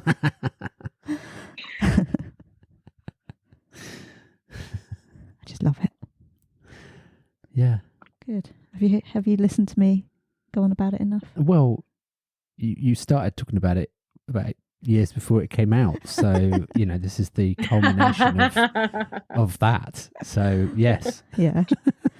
I must admit that when I'm in the car, I do quite often just play this song loud on repeat. Yeah. Lovely.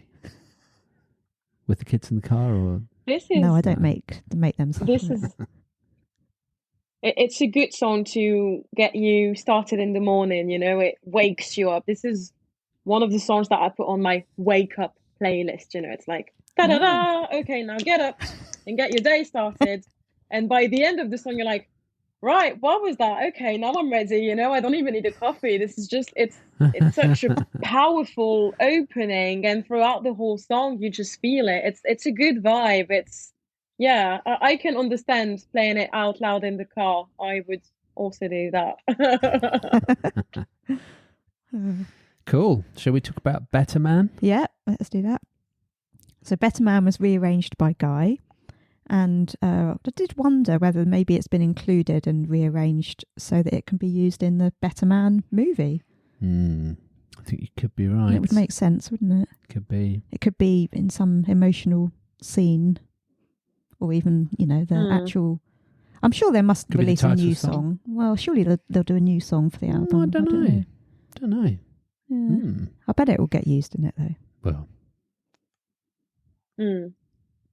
Ellen, would you like to go first? Yes, please. Betterman. Whoa, what a way of recording this song. I mean, slower, much more subtle, very emotional. When I listen to this song, this new version, it gets me, you know. I feel very emotional because you can feel that it's being rearranged in the way that he is now, you know, a father, and he has become a better man than he was 20 years ago when he was, you know, singing it. And actually, every time I think of Betterman, I can see him at Nebworth, you know, when he brings the guitar and he can only play 2 chords, and it's like, yeah, guys, all right, you know, this is my song. And when I hear this version, the live at Nebworth, he's just, you know, giggling along because he cannot really play the guitar, and it's just, you know, a song like this. In this new version, you can really feel the emotion, and for me, it translates as in, this is the better man that I've become throughout the years. And the first time I listened to the new version, I actually cried because I think it's so beautiful and it's very slow. This is not a morning song, you know. This is not going to get me up in the morning, for instance, but it's just, it's very relaxing. And I feel like I could really see him singing this version with his dad. I know he cannot do it anymore, but just a slower version with Pete would be beautiful. I think it's the most beautiful song on the whole of the album. Even though, for instance, I love the way Tripping Our Bodies has been remade. I feel like Betterman is just beautiful. It's just, wow. It's so simple, but yet so sophisticated. Yeah. It's 100 out of 10. I'm sure Guy will like it that you have poured so much love into that. No, it's sincere. Yeah, it's absolutely beautiful. The whole arrangement, I mean, it was an amazing song beforehand and just sounds great. I can't help thinking that the lovely Pete, his dad, is just going to come bursting into this song because obviously we've heard them sing it so many times together. So it reminds me of him as well, which is nice.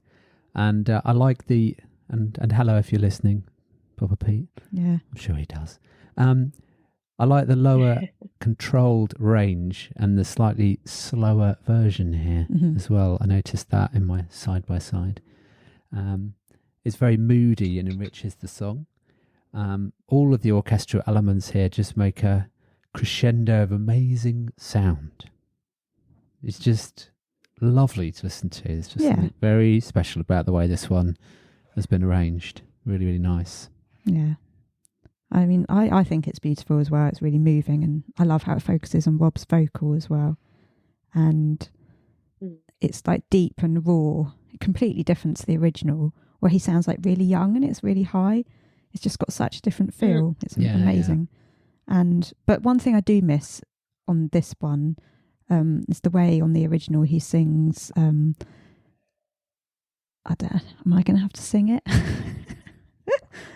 Yes, go ahead. Come on. God, I won't be able to do it justice because I just think. Let's hear it. When he does angels, that bit will catch my tears. When he like really goes for the angels bit on the original, but whereas on this one it's just a very like somber kind of just sticks with the tone, controlled. Yes. Yeah, but on the original that bit really sort of catches it's not as attention. high. Yeah. I knew that I'm sure that sounded terrible. Perfect representation from I Lucy apologise. There. Perfect. No apologies needed. It sounded identical. I love the backing choir. They're the house backing choir. I think they're very, very rousing. But I must admit, I kind of prefer the original because it's got sort of more hope and joy in it, whereas this one sort of it's almost too heartbreaking. Some sadness in this, isn't there? Yeah. Yes, you're right. That's like it is beautiful, a good catch, that is. But it's kind of heartbreaking as well. Yeah, it makes you feel sad. But as you said, Helen, it's nice because we know that he is a better man now. I've got to agree with what you've just said. It is a sad song in this one, in this version, but for me, it's just, look, I'm singing it, but I'm already now. I've become the betterman that I was hoping to be, and even though it's not as enthusiastic as the original one, I feel for me it's just because he's achieved that part. So I do agree that it is very much of a sad song. I mean, it's very slow. It's a little bit, I'm not going to say gloomy because it's a bad word, but like you say, even with that bit, the angels bit, it's like, it's very monotone. But I think there's a beauty in this version, and I just think it's beautiful. I don't have other words than this because I love the song Betterman, the original one. Like you said, Matt, also makes us think of Pete, of his lovely dad that he would share the stage with. And I feel like they should do a one-off where both of them sing it again together, and then, it's okay. They don't have to sing it anymore, but just saying, look, we've done it. Look, Dad, I'm a better man. I'm a good daddy, and now we're good. But I can see why you're saying it's a sadder version, but I think it has lots of meaning in it as well. Yeah, it does. Yeah. I still love it, but it just sort of breaks my heart a little bit when I hear it. And also I have to confess that sometimes when it comes on, because it's after Disco Symphony, sometimes I just rewind back to Disco Symphony Yeah. and play it again. Yeah. That's my confession. Well, it's interesting, isn't it, actually? Because you've got Lazy Days, Hot Fudge, Sexed Up. Okay, Sexed Up's a little bit different from Lazy Days. Yeah, and then you've got More Than This and Disco Symphony, and then suddenly, boom, Better Man. Yeah. Yeah, I see what you're saying. And because of that sort of somber tone, it's quite a change in mood in terms of the track listing, isn't it? Which is probably very purposely done, considering what comes after it, actually. It's sort of like a CD of two halves. Yeah. I've just noticed. Mm-hmm. Or maybe you noticed and you told me and I've just said it. I don't know. No. Okay, should we talk about Home Thoughts from Abroad? Yeah. So this was reworked by Guy and originally written for the Military Wives Choir film, which came out in 2020. And we covered the background to this song in our Las Vegas episode. So if you want to know more about Home Thoughts from Abroad, go back to our Las Vegas episode. Yeah. We don't Good link back there to one of the episodes. Yeah. We don't want to repeat ourselves and bore people. Go back to that one, listen to that. But yeah, it's great to have Rob singing this instead of the Military Wives Choir. I do wonder why they chose it for inclusion, because obviously it's a song that we have kind of heard, because although not him singing it, we have had that before. So, you know, we could have had another completely brand new song instead. But he does do a really lovely rendition. And it's actually something quite moving about just hearing one voice singing it. It kind of makes it more personal, more emotional, because it is a love letter from one person to the other, isn't it? Yeah. So it's quite nice just having one voice instead of a choir. Yeah. And obviously it's perfect for an orchestral version. Absolutely. Yeah. Ellen, what do you think? It's not my favorite, I'll be honest, on the album. I feel like it's a little bit slow. Yeah. And maybe I don't relate to it too much.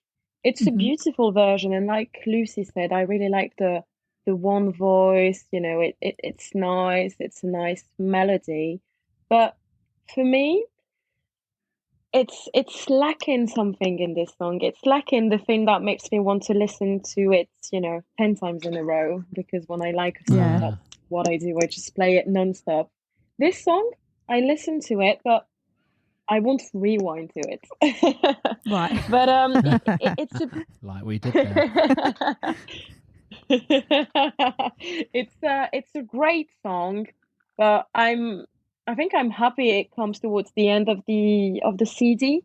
So it's like, you know, it's coming towards the end now, because all the tunes the bigger tunes were a little bit behind, if that makes sense.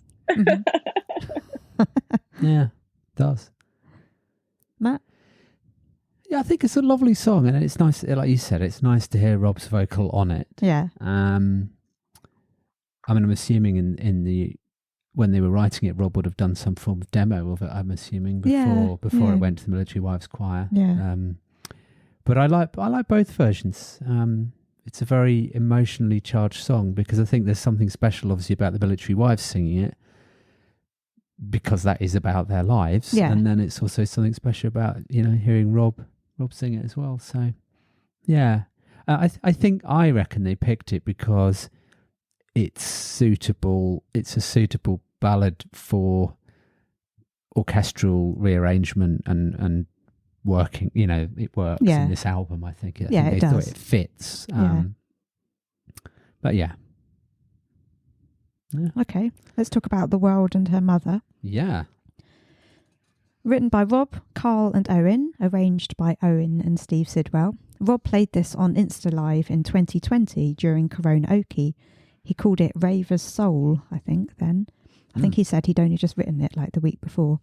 We asked him about this during our interview, and he said, I probably write a lot of songs about those lost bits pre-rehab, before I knew that I had an illness of sorts, and what it meant to me, what it meant to a great deal of others, that sort of acid house dance culture, DJ culture, drug culture, and being on the precipice of massive change for youth culture, being amongst it and feeling the energy of being at the zeitgeist of the world changing.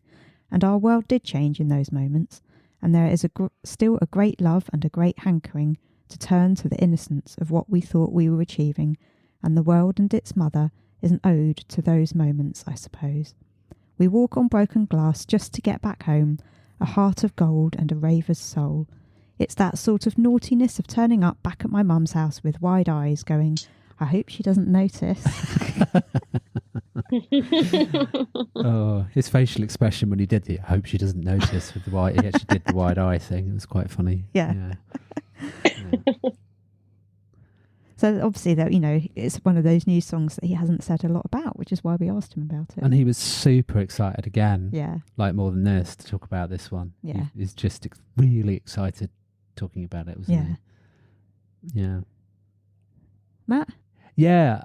Wow, what a song. Rob's doing his Pet Shop Boys thing again here, I think a bit. And, you know, he's very influenced by them. Maybe even some Beautiful South influences in here as well. Sounds a bit like Paul Heaton in places. Love it. I just love it. Very 80s, I think. It's got lots of interesting lyrics in this one. Take it back to the decades when we weren't naughty. Don't you worry, karma will be with you shortly. You've walked on broken glass just to get home, a heart of gold and a raver's soul. Yeah, it's just a warm song that makes me feel good when I'm listening to it. Right. Yeah. Ellen? I love this song. It's very Robbie. It's very much the lyrics that you've just, quoted are the lyrics that we love. We can tell that it's a song that he wrote with, a history or something that he had in mind. He just wanted to tell us about it. And I think it's one of the songs that even if Robbie was not to sing it, I mean, it was an anonymous person who would sing it, we would still recognize that it's a Robbie Williams song because of the lyrics.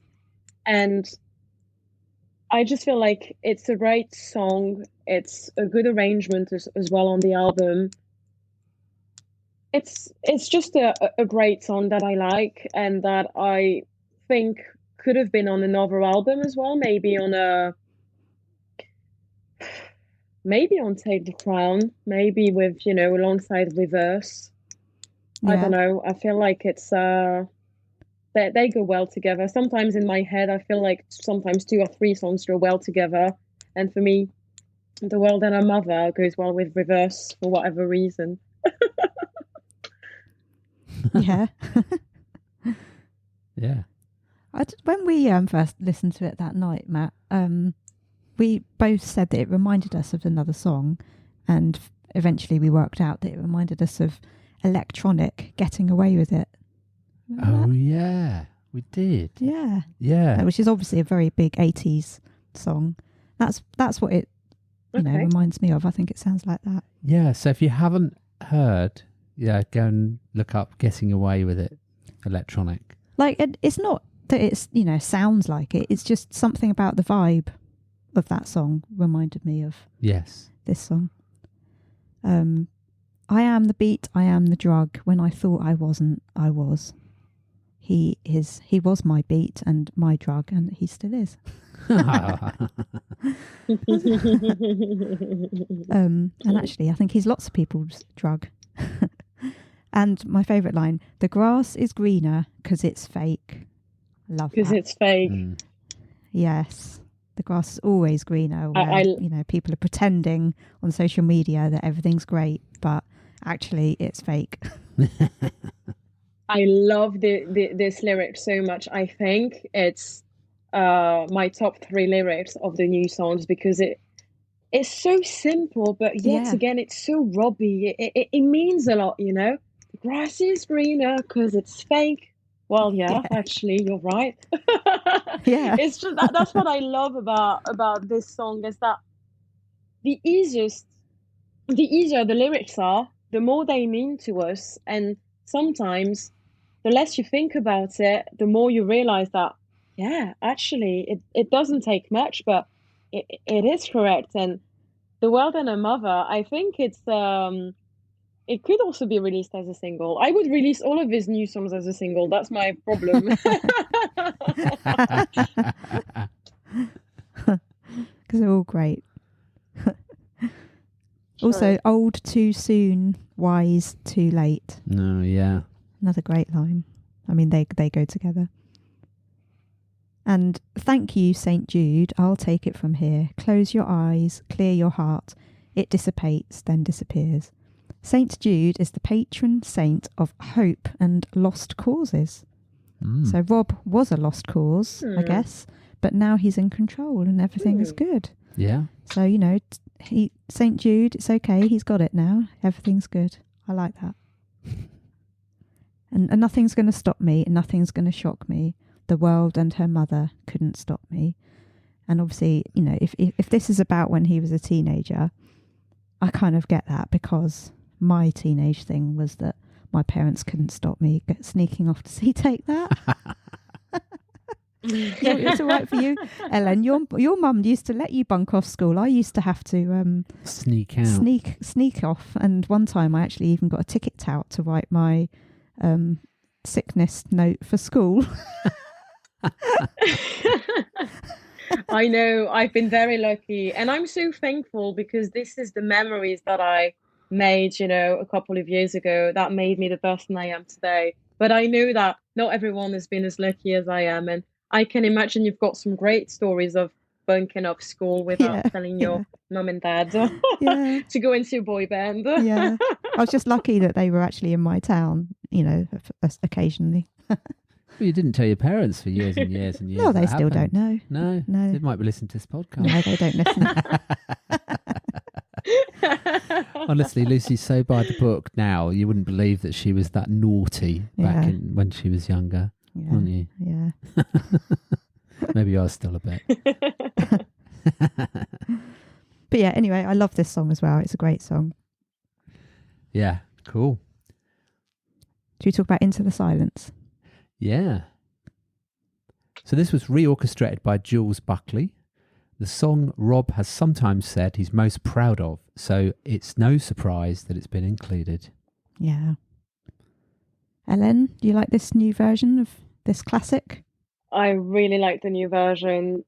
It is a classic, like you said. I think the only time I've heard Rob sing Into the Silence was at the dress rehearsal in Manchester, 2016, if I'm not mistaken.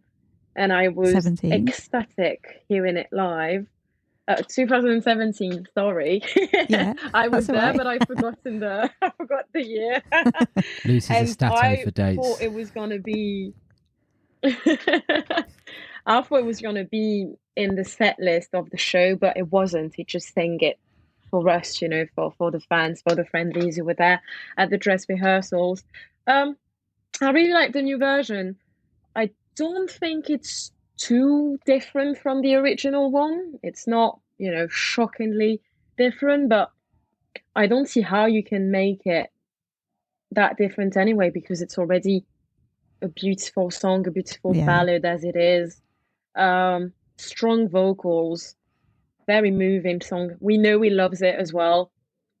And it's just, some lyrics as well in there are mind-blowing. It's been a tune now for 10 years, and I think you should re-release it as a new single with the new version.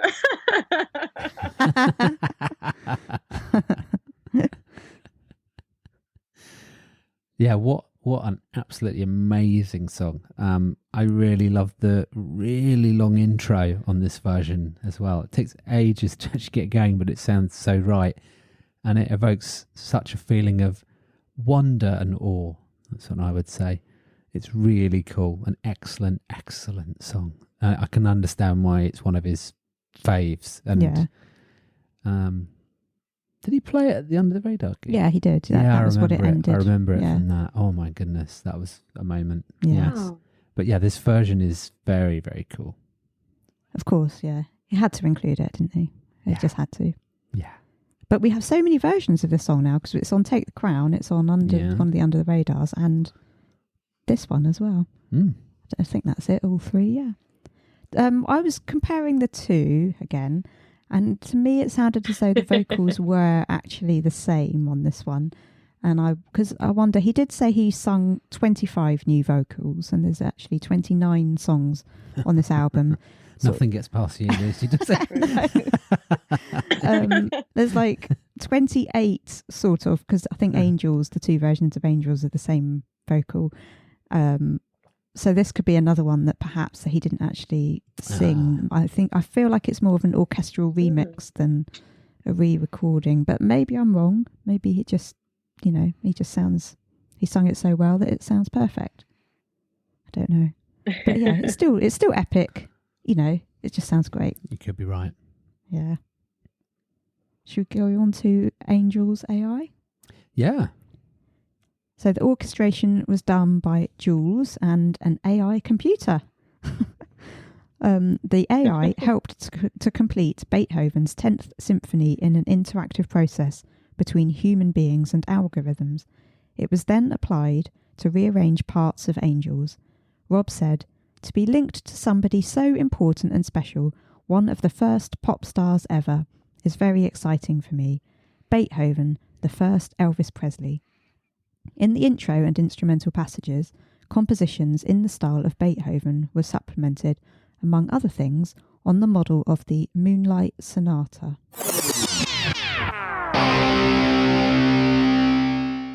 Hi, I'm Robbie Williams, and you're listening to Robbie Williams Rewind with the Champions. He also commented, when it comes to artificial intelligence, you can be all three things. Yes, in my tiny way, I'm a part of this technological revolution. Well, the original's the original, isn't it? It made my life and my career possible, and it made everything possible. So it's my baby. Asked if he'd used AI in the future, he replied, "Maybe. I think it would be interesting if AI could write lyrics." It already can. Can it? Oh yeah. Oh. There's a lot of AI platforms out there now that can write stories, lyrics, scripts. You ask it what to do, give it some characteristics and parameters, off it goes. That's a bit scary. Oh yeah. Very. Very. Ellen, do you like this AI version? I really like the version. I think it's given it a new twist to this, masterpiece that is Angels. I believe that maybe he will do it in the European tour, not everywhere, but in certain venues he might use maybe this new version if the venue allows it. I'm thinking it could be great. What a way to end the album. I mean, haven't got much to add to Angels, the song itself, but I feel like it's a great new version, and I really still enjoy listening to it, as the album ends. You'll never skip Angels, but as it's a new version, you're even more happy because it's a twist, it's a little bit different, but yet it's such a marvelous, magnificent song that I think that they did really well with this version, and it's a new thing, and people talk about it as well. They're like, "Oh, Robbie's got a new version of Angels with artificial intelligence." I think it's great because it's a good ad for people that are not the biggest fans. Yeah. Matt? Well, it's a really provocative opening sequence indeed, isn't it? I mean, Angels totally lends itself to an orchestral version, of course. Yeah. But there's something about that violin that it's just there. I must admit, when I first heard it, I was like, "Oh, not sure." And the second time, I was like, "Still not sure." And I guess it's grown on me because it's such an iconic song. It's hard to think about it being done. Yeah. So I think when we were first listening to it, I was like, oh, I don't know. Yeah, I know what you mean. But now when I hear it, I wouldn't say it's in my all-time favourites because, it's Angels, of course. It's an important song. Yeah. But and I think it is clever what they've done with it. I think it's It's a clever idea to do something like this, to show that they can take Beethoven's whole back catalogue, the computer can understand it and then write in the style of Beethoven. I think they finished his unfinished symphony with it as well, didn't they? Or Yeah. someone. Very clever. So, and we know that Rob's interested in this kind of, he's interested in all this tech sort of stuff. So, Yeah. yeah. Yeah, I mean, it's not too different from the original in pace. It's just got a longer intro. Yeah. But I do love how you get his more mature vocal and it sounds more like when you hear it live. But the musical bridge in the middle is what sets this one apart, doesn't it? With the new strings and in the arrangement. And it's also longer in that instrumental bit than the original as well, to make the most of that Beethoven bit. But yeah, I think it's the same vocal for the 25 version and the AI version. They've just done the different instrumentation around it. Yeah. But I certainly love listening to this version. It's, I don't skip it because it's different still. It's not quite Angels, it's different Angels. Yeah. Exactly. So I think we can talk about the tour now, the 25 tour. We can. Yes.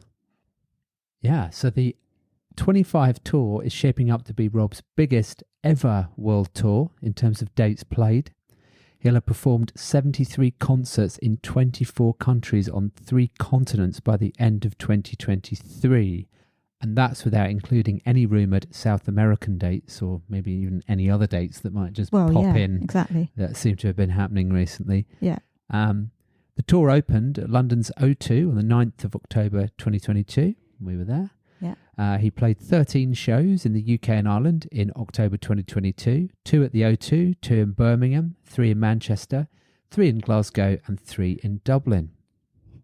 And this year, 2023, Rob will play 46 European and 11 Australasian shows, correct as of recording because he keeps adding dates. Yes.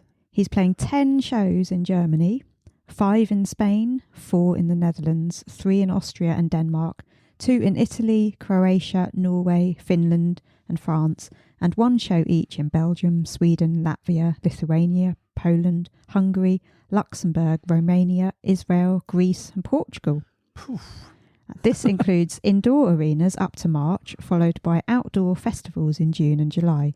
He'll also be playing his first British festival for 25 years when he headlines the Isle of Wight Festival in June. Plus, there's 2 more UK dates in August at Sandringham. The first time a concert is to take place at an existing royal palace. And then in November, he'll be going down under to play 2 shows in New Zealand and 9 in Australia.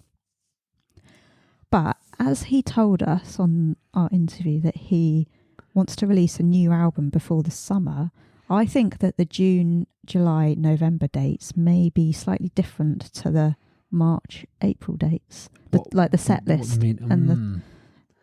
And Problem is he doesn't like doing too many new ones on tour. Yeah. On stage, but he'll have to include 1 or 2, won't he? Yeah. Yeah. I mean, I'm wondering whether even the tour name might change. I mean, I know that the Australian ones have been advertised as 25, but if he's got a new album by then, won't it be a bit weird if there's still 25? It's weird. I don't know. Good point. Yeah. So when Rob was interviewed by John Cairns, he explained how he's a bit more comfortable performing these days, repeating some advice he was given years ago. An actor who was helping me be sober, who's passed away now, he was teaching me that the number 1 rule is you must love your audience. I was like, what? That sounds mental, but okay. But I get it now. There's all this love coming on stage. Receive it and send it back. I'm getting to do that now. The Guardian gave the tour 4 stars, saying, "A survivor and national treasure is triumphant, a national treasure and one of the best-selling artists of all time. Williams has been reflecting British culture back at itself in a hurricane of hair gel and bravado since joining Take That in 1990. Williams is a performer who, much like Liam Gallagher or Alex Turner, is able to tap into a king of British masculinity that is loud of mouth and soft of eye. Ballads for lads who are constantly one gulp of Carling, away from bursting into tears over an afternoon with their granddad 24 years ago. Now, approaching 50, Williams doesn't just write songs about living fast and being young, he performs with the joy of what can come after. His parting message for anyone who's followed his journey from the start, and I suspect himself, turns out there is a happy ending. Rolling Stone also gave the tour 4 stars, saying, "A 2-hour run through fan favourites peppered with some funny and revelatory anecdotes about those 25 years at the top proves why one of the UK's greatest entertainers deserves the legend slot in 2023. British pop icons of the last 25 years don't come any bigger than him, a man who has lived a life of sex, drugs and rock and roll and emerged relatively unscathed on the other side." Not sure he'd say he's unscathed, but Well, yeah. he's still here. That's one He- good thing. He's still working through some challenges that he Yeah. has, definitely. Yeah. And the set list was Hey Wow Yeah Yeah, which was amazing. Let Me Oh, Entertain yeah, What a You. great opening song. Yeah. Land of a Thousand Dances, Monsoon, Strong, Come Undone, Do What You Like, the video, Everything Changes, Don't Look Back in Anger, The Flood, Love My Life, Eternity, the 25 version, Lost, only in London, it was dropped after that and replaced with Candy, Old Before I Die, Supreme, which was dropped by the time he got to Glasgow, Feel, Kids, Rock DJ, No Regrets, the 25 version, She's the One, 25 version, and Angels, 25 version. He had the usual band with him, except Owen Parker was on keyboards instead of Guy, but Guy did still help produce the tour. Yes. So Ellen, I think you actually went to this tour more times than we did, which is quite an achievement. So I went quite a few times. So I did 2 nights at the O2, so the opening night and the Monday night. Then I did 1 night in Birmingham. That's when I bumped into Matt on the Saturday night. I went to Manchester. I did the Friday and the Saturday. And then I followed him to Glasgow and did the Monday and the Tuesday night. Wow. Wow. And you were seated for all of those, weren't you, with your mum? So I was seated for all of these, and I actually did a few shows on my own this time. I also went seated because I wanted to do some sightseeing, because I don't know Manchester and Glasgow that well. So I went to Manchester and Glasgow on my own. And actually, if I may say, in Glasgow, the first night he sang Supreme. Oh, he did? And by the second night, it got dropped. So yes, on the Monday night, he sang it. Yeah. And that's also the night where he recorded on stage the video for Charlie's birthday. Right. And on the Tuesday, he dropped Supreme, which is one of my favourite songs. So I was really gutted because it was my last night as well of the tour. And I was a little bit sad. But yes, I went to quite a few dates last year. Well, it was worth it, I'm sure. I'm sure it lived up to your expectations, right? I would do it all over again tomorrow. I think the show was amazing.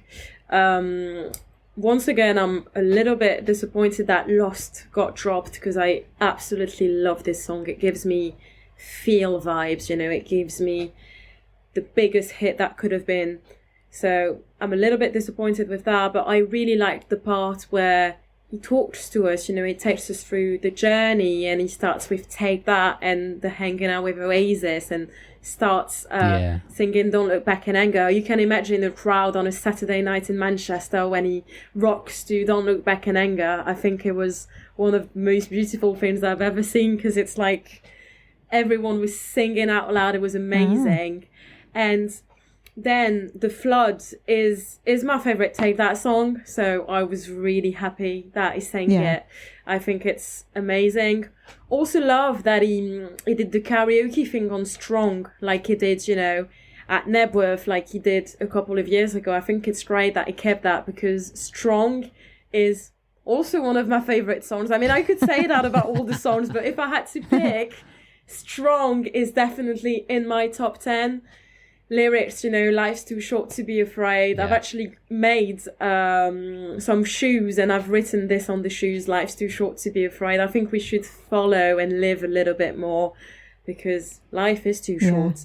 I think it was great. And the opening with the hey whoa whoa. Yeah, I think that was amazing. I'm so happy that it didn't start with Let Me Entertain You. Yes. Yeah. It's a little bit different.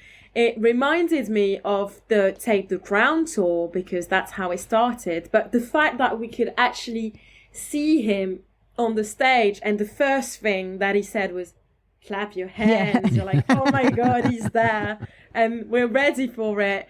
And actually, one thing that I can tell you guys, because I go seated to the shows, is that unfortunately people did not stand up during this song. I don't think they understood that the show was actually starting. They were still sat down, and I think they only stood up when the string goes up and you can actually see him, and he's like, okay, I'm here now, guys. Yeah.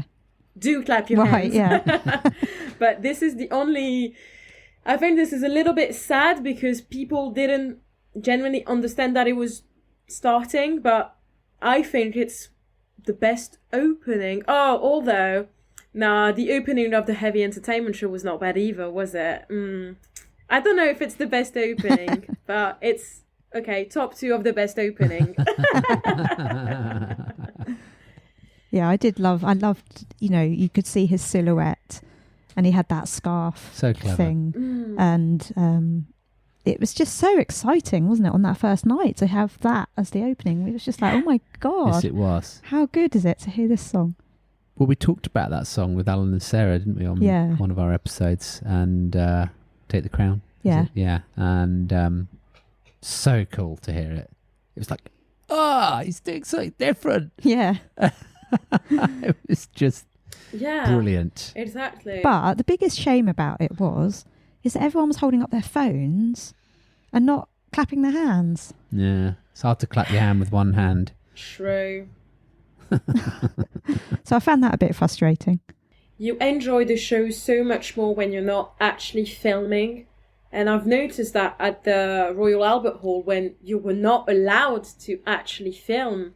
Yes. So there's no way you can get your phone out. But actually, it's so much better because you're there to live the moment.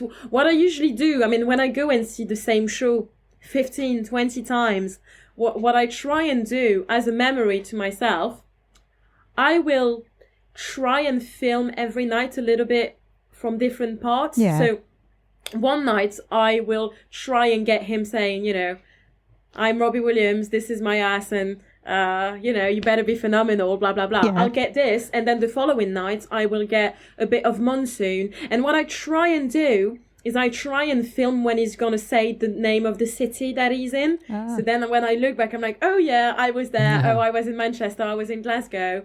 And I managed to do that in October, and I'm quite happy.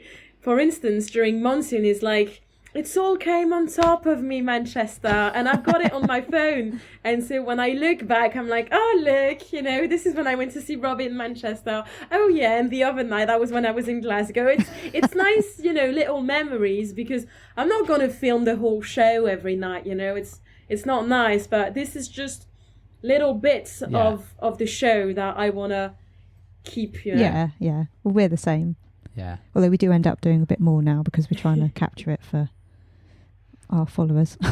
Yeah. Um, What do you think, Liz? yeah, well, obviously we went to the opening night at the O2 and we were lucky enough to be right at the front.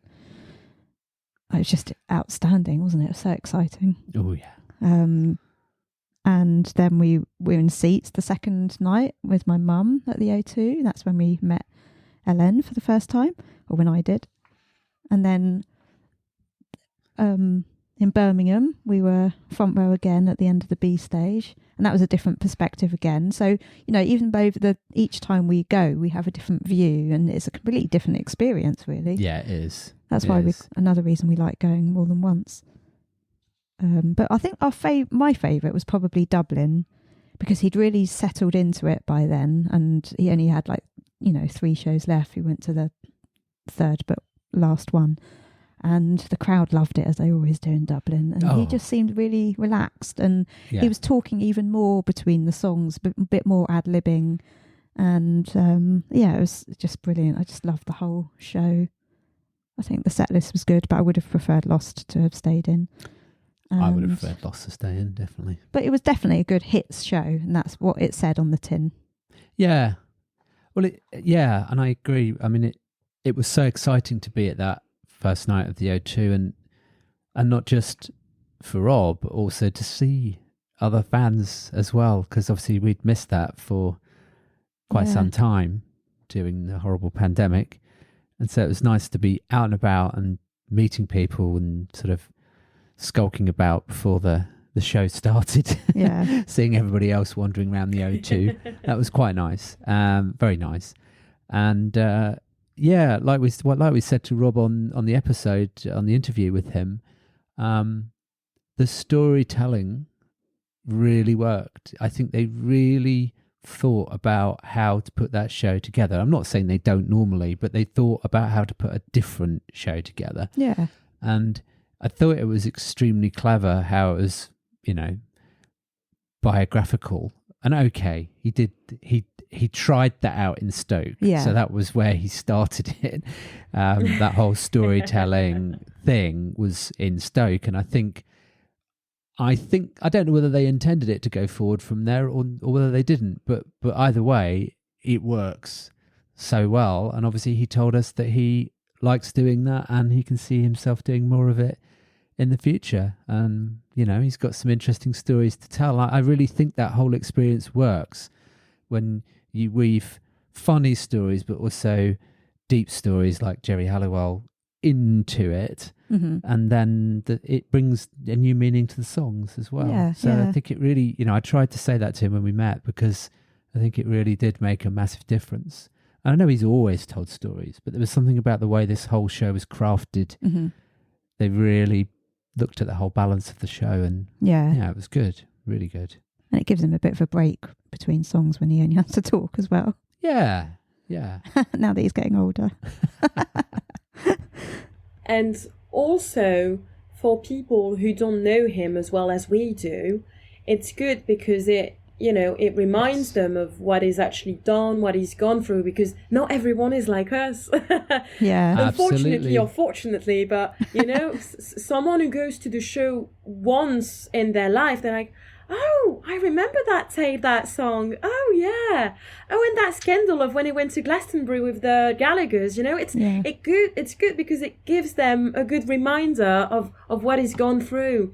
So I feel like it's a good way of putting a show. And I feel like if he carries on doing that, more people who are not, massive fans will go and see him, because they will go and see a Robbie Williams story show, Mm-hmm. They will be taken through 32 years or 35 years of hits, Yeah. I think you're absolutely right. And I think he's caught on to the fact that works, and he's going to be doing more of it. And I think people do like it. And like you say, it makes it more accessible to anyone that comes to the show, even people that maybe don't even know about his backstory, or even worse, they have a perception that he's just a big egomaniac, which obviously we know he actually isn't. So I think that endears people to him when they can actually understand the story a little bit more, and some of the crap that he's had to go through in his life. So it brings more meaning to it. And I also wanted to mention the outfits, the stage outfits, which I actually really liked. I loved the gold, the gold look and casual Me chic. too. Yeah, and it just matches the sort of bigness, and I loved all the jewellery. But it was funny we noticed how he had all those sort of necklace things around his neck the first night at the O2, and then as the tour went on, they disappeared. Yeah. Well, one fell off for a start. Oh, yeah. He removed them. Also, I think he put it as a chain on his trousers, maybe second, he did. In Birmingham or something. Yeah. But we noticed that as well with my mum, because we were watching the first night. It's like, wow, he's got, full on jewelry. Yeah, okay. Beads. Oh, he wants to show off it, it's nice. And then as the tour carried on, it was like, okay, now it's too heavy. I can't be asked. I'll just put it away or put it around my, trousers, and that'll be it. Yeah. But I didn't quite understand what was going on with the white scarf and why that kept getting like wrapped around the microphone. Well, a lot of rock stars like their scarves, don't they? Don't know. Yeah, it's a mystery. I was also thinking about that. I haven't got a clue of what was going on with it. Also, I think he starts with the jacket on, doesn't he? He starts with the jacket, and when he sits down for Eternity, I think that's when he removes the jacket. He gives it to someone. Yeah, and I'm not like sure that. if it reappears later on or not. Yeah. Yeah. Talking about the jacket, I mean, obviously because we were near the front, we saw this happening. I can't believe he was actually encouraging the nipple twisting to happen. It's like, he was sort of encouraging people to give his nipples a good twist. And I think someone even pulled a bloody one of those fake... I don't reckon they were fake. Well, I mean, they weren't diamonds. But someone managed to pull something off the coat, which I thought was a bit inappropriate. But there we go. Yeah. Obviously, for anyone that doesn't understand what we mean, that's when he went down to the barrier and actually leaned over. Got touched by people in the crowd. Mauled is more the word. The word. Got his face stroked. Yeah. That was Karen from our Welsh episode. Had a good Welsh episode. I mean, his backside grabbed. Heavy entertainment show episode. She had a good stroke of his face.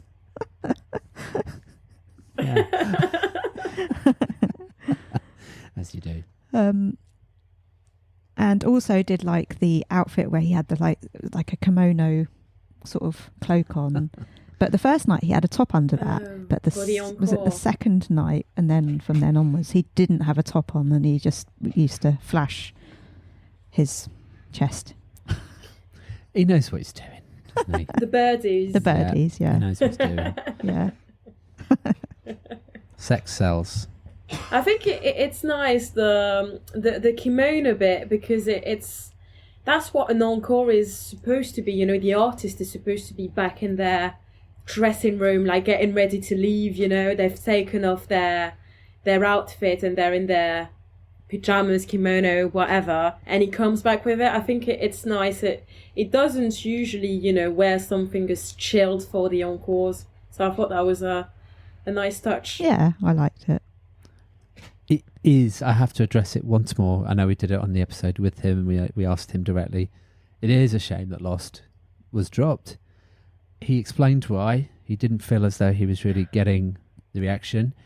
But with a newish song that is semi-ballad, what reaction is there going to be in the room? You know, people aren't going to be dancing around, jumping up and down to it, because it's not that kind of song. They're going to be listening to the story that it tells. So Lucy was campaigning for it to be back, but he didn't look too sure when he was saying, "Oh, it might be." He was, I think, he was thinking about different sets for the European tour. So, but it would be lovely to hear that one come back. It is a shame. You could hear the frustration in his voice when he said the video came out too fucking late. There was obviously a delay in the industry, and I think he felt as though that affected the performance or the pre-knowing or the pre-recognition of the song by the audience. And that always, when he says he feels uncomfortable, he can't do it, which is fair enough. But I think Lost is beautiful. Do you think we might get Lost back on the set list for the European tour, maybe in certain countries, Germany or... But when we release the video, you'll all see that his body language was saying no. Even though he was going, "Oh yeah, that's maybe." Such a shame. Yeah, so I was reading the body language as no. I think he was being nice to Lucy by saying, "Yeah, maybe." Okay. Yeah. I don't know. Maybe I'm reading that wrong, but yeah. I don't think you'll forget it forever. Well, we heard it in Munich, and yeah. And we heard it in London, thankfully. Yeah. But exactly. But I think before we move on, what I would say is it was lovely to meet you on tour, Ellen. And, those chance encounters are always so nice. and everybody else that we met as well. There was so many lovely people that we met that we obviously hadn't met before that gave us lovely feedback and were so kind about what we've been doing. And so thank you to everybody that actually came up and took the opportunity to come and say hello. I know some people are a bit scared, but we're not scary people. You can come and say hello to us. Yeah, as long as it's not 5 minutes before the doors open. Well, exactly. Yeah, then we're a little bit on edge. But yeah, it was lovely to meet so many of you. And yeah, if you see us on the European tour, come and say hello. I kind of stick out because I haven't got any hair, so you can see me. And I'm a man, you can see me.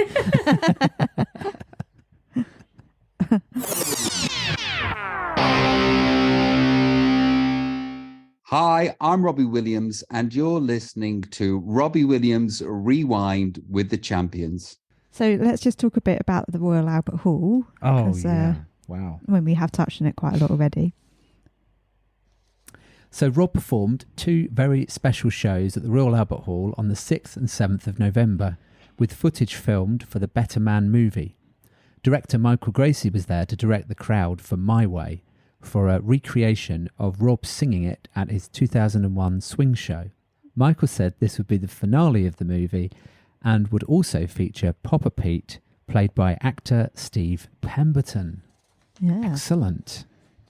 After the interval on the Sunday night, we all had to look at the green light, the grey globe and the pink light. Sit down, clap, stand up. All at the right moments. The lights were on the end of a stick. Yeah. By someone holding it up, by Yeah. the way, just so you know what we were looking at. While listening to Rob's 2001 playback of My Way. So basically they just played it into the Albert Hall. Rob wasn't on the stage.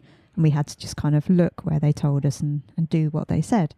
Whereas at the second show, Rob himself was on the stage, and they sort of did it nearer the end, and he was asked to sing the song. However, we were all asked to look at a green light in the middle of the crowd. Albert Hall, with him being on stage, as if we were looking at Rob at the end of the walkway, but Rob was on the main stage. So he reacted with, "What? They won't be looking at me." So one of the best moments ever, he wasn't having that. He decided to get off the stage and into the crowd and stand underneath the green light so that we could all look at him singing it instead of at some stupid light. I knew he'd do that. Yeah. Because when I could see him looking uncomfortable when Michael was explaining it, because he wasn't there the first night, was it? We just did it without him. Yeah. So they played it in. But he feeds off audience energy and connection, and so if the connection's looking another way, he doesn't get the connection. The green light gets the connection, and he's just singing to a room of people looking the other way. And I mean, I'm not a singer, but I can imagine I would feel the same. Yeah. It's like, hang on a minute, I'm singing. I thought it was genius, though. Yeah. I think his security were like, oh my God, what's he doing? He's going into the audience. Yeah, had no security around him. He just got in, didn't he? Yeah, it was a sophisticated crowd. I don't think anything was going to really happen down there. But what was quite funny was it was quite a moment, yeah. Yeah. Yeah, it was. And I was thinking, was there a moment where they told everyone to stand up? Oh, that was it. Yeah. Everyone was sat down when he was singing, and then everyone had to stand up, and then Rob was like, whoa. Yeah. Suddenly everyone was stood up, like surrounding him. He couldn't get out so well because everyone was stood up. It was quite amusing. Yeah. Fun. The set list was Let Me Entertain You, Land of a Thousand Dances, Strong, Do What You Like Video, very dodgy, Everything Changes, Don't Look Back in Anger, The Flood, Love My Life, Better Man, Candy, Kids, Putting on the Ritz, Ain't That a Kick in the Head, Creep, love that one, Go Gentle, Feel, Rock DJ, She's the One, Angels, and My Way. Minnie the Moocher and Something Stupid were dropped according to the set list that we managed to get hold of. And I think we heard them playing it when we were outside on the first we were in day. the cafe, weren't we? Yeah, we heard it. Yeah. Having a Heard coffee. Minnie the Moocher, didn't we? Yeah. I think I did. You yeah, did, when yeah, I and you went to the came back and toilet. told me, and then we didn't get it. So that actually, when you read out that set list, I mean, it didn't seem like all those songs when we were sat there. It seemed to go in a heartbeat. But that's Yeah. actually quite a lot of songs, isn't it? Yeah, it was good to hear him do Creep again. Oh, yeah, I love and that. especially Go Gentle, as you said earlier, Helen. So tell us about your experience at the Royal Albert Hall then, Helen. Oh, yes, please. It was the best shows I've ever been to, even though there were the 23rd and 24th time I'd seen him in concert. These shows were just something else, you know. The first night I thought was amazing. I already thought, you know, it was great. The emotion was there. The set list I thought was perfect because it's the beginning of the current tour to get people up and going and excited. And then it's more to the swing songs, and they made us do, you know, audience participation once we were, you know, all excited and we danced along, Let Me Entertain You and Strong. But then the second night, like you just described, I think that bit to end was so funny because when we know Robbie, when we know how he is, he was never going to stand on that stage while we would have been looking the other way, you know. It's just not what Robbie would do. And I think the whole emotion of having Ida and Teddy and him, he kept waving at them and kept saying thank you to his wife, to Teddy, when he was just about to sing Go Gentle. That was such a moving moment for me. I thought, like, this is not the Robbie that was 15 or 20 years ago. You can tell that he's an accomplished man. He's happy, and you can just see the way he talks about his wife, about his kids. It's different. Even the way it introduces Go Gentle, I think it's slightly different than how he did it in the Swings Both Ways tour, for instance. Because at the time, Teddy was so young, she didn't do as much as she's doing right now. And I think she keeps amazing it. She amazes her dad, and as she grows, he is just mesmerized about what she does. And you can tell, you know, when he's like, oh, Teddy, I love you. Thank you so much. I thought it was such a moving moment and such an intimate as well moment, you know. You wouldn't get to witness that in a stadium. He was there. He was with us. He felt safe. He felt like he was in a safe place, like he would describe. And that's why I think he allowed himself to be so thankful towards his family. And I think the whole thing with the Albert Hall as well is the venue is so magnificent, and seeing Robbie, you know, our king, the greatest entertainer of all times, there, we're witnessing what we witnessed at the O2 3 weeks ago. Yeah. I think it's just, we're so lucky to be there. Honestly, we were so lucky to be there. And I think we were sat quite next to each other the second night, and we chatted, Lucy, during the interval. Yeah. And when I left the first night, I was like, wow, this is the best show I've ever been to. I didn't think I could love Robbie any more than I already do. And then the Monday night happened, and I was like, wow, well, this is something else. It was even better, you know. I didn't think it could get any better, but it did. And also, he sang My Way twice the second night, didn't he? Oh, yeah. Yes, he did. Yeah, I forgot. So we got an extra song, you know, not going to complain. Yeah.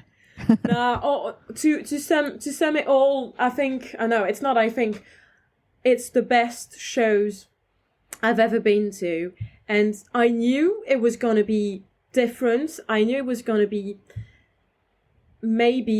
I thought it was going to be a little bit more like the show that he did in 2001. I'd rewatched the Royal Albert Hall gig that he did, and I was like, okay, well, I better be revising, you know, things and a few songs that he sang then, like Beyond the Sea and all of that. But I thought it was going to be the same show as in 2001, and it wasn't.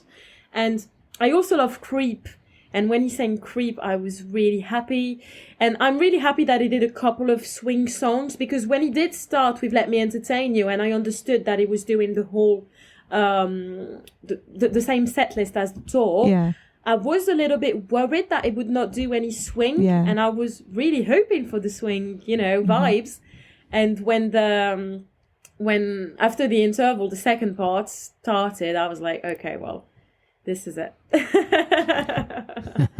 Amazing shows. Very thankful I got to be there. Yeah, so were we.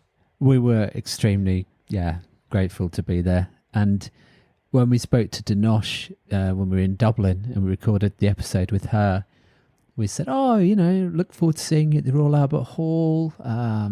It's all going to be on Better Man. And she said to us, oh no, the cameras are going to be pointed on you. Yeah. I don't think they're going to be on us. And we were like, interesting. And I was thinking the same as you, actually, Ellen. I was thinking, we're going to get a bit of a recreation of some sorts of that show. But no, it wasn't. But what a special night. I mean, it was so surreal to be at the Albert Hall and to meet all of you and everybody be so immaculately dressed and everybody just looking sharp and cool and, nothing like we normally look before a gig. Yeah. I mean, before a gig, most people look all right in your gig, but normally we're sat on the side of a road or, queuing up and it's raining and, it's not very nice. But it was so beautiful, that whole experience of meeting people, having a chat, having a drink beforehand. The whole experience was nice, and the Royal Albert Hall is a lovely, lovely venue. The staff were lovely. They look after you. It's just something else, isn't it? Yeah. And when Rob said on the episode where we interviewed him, where he said, I'm performing with a building. Mm-hmm. I thought that was really profound, because obviously he's got fond memories of that 2001 show. And to be back there was special, like you say, having Ida there, having Teddy there, having us lot there. It was a special night. Very special. And to be on the Better Man film, maybe we will be, maybe we won't. Maybe we'll be a tiny little speck, a pixel on the high definition film. I do know. They did say to us, we're going to see all of you.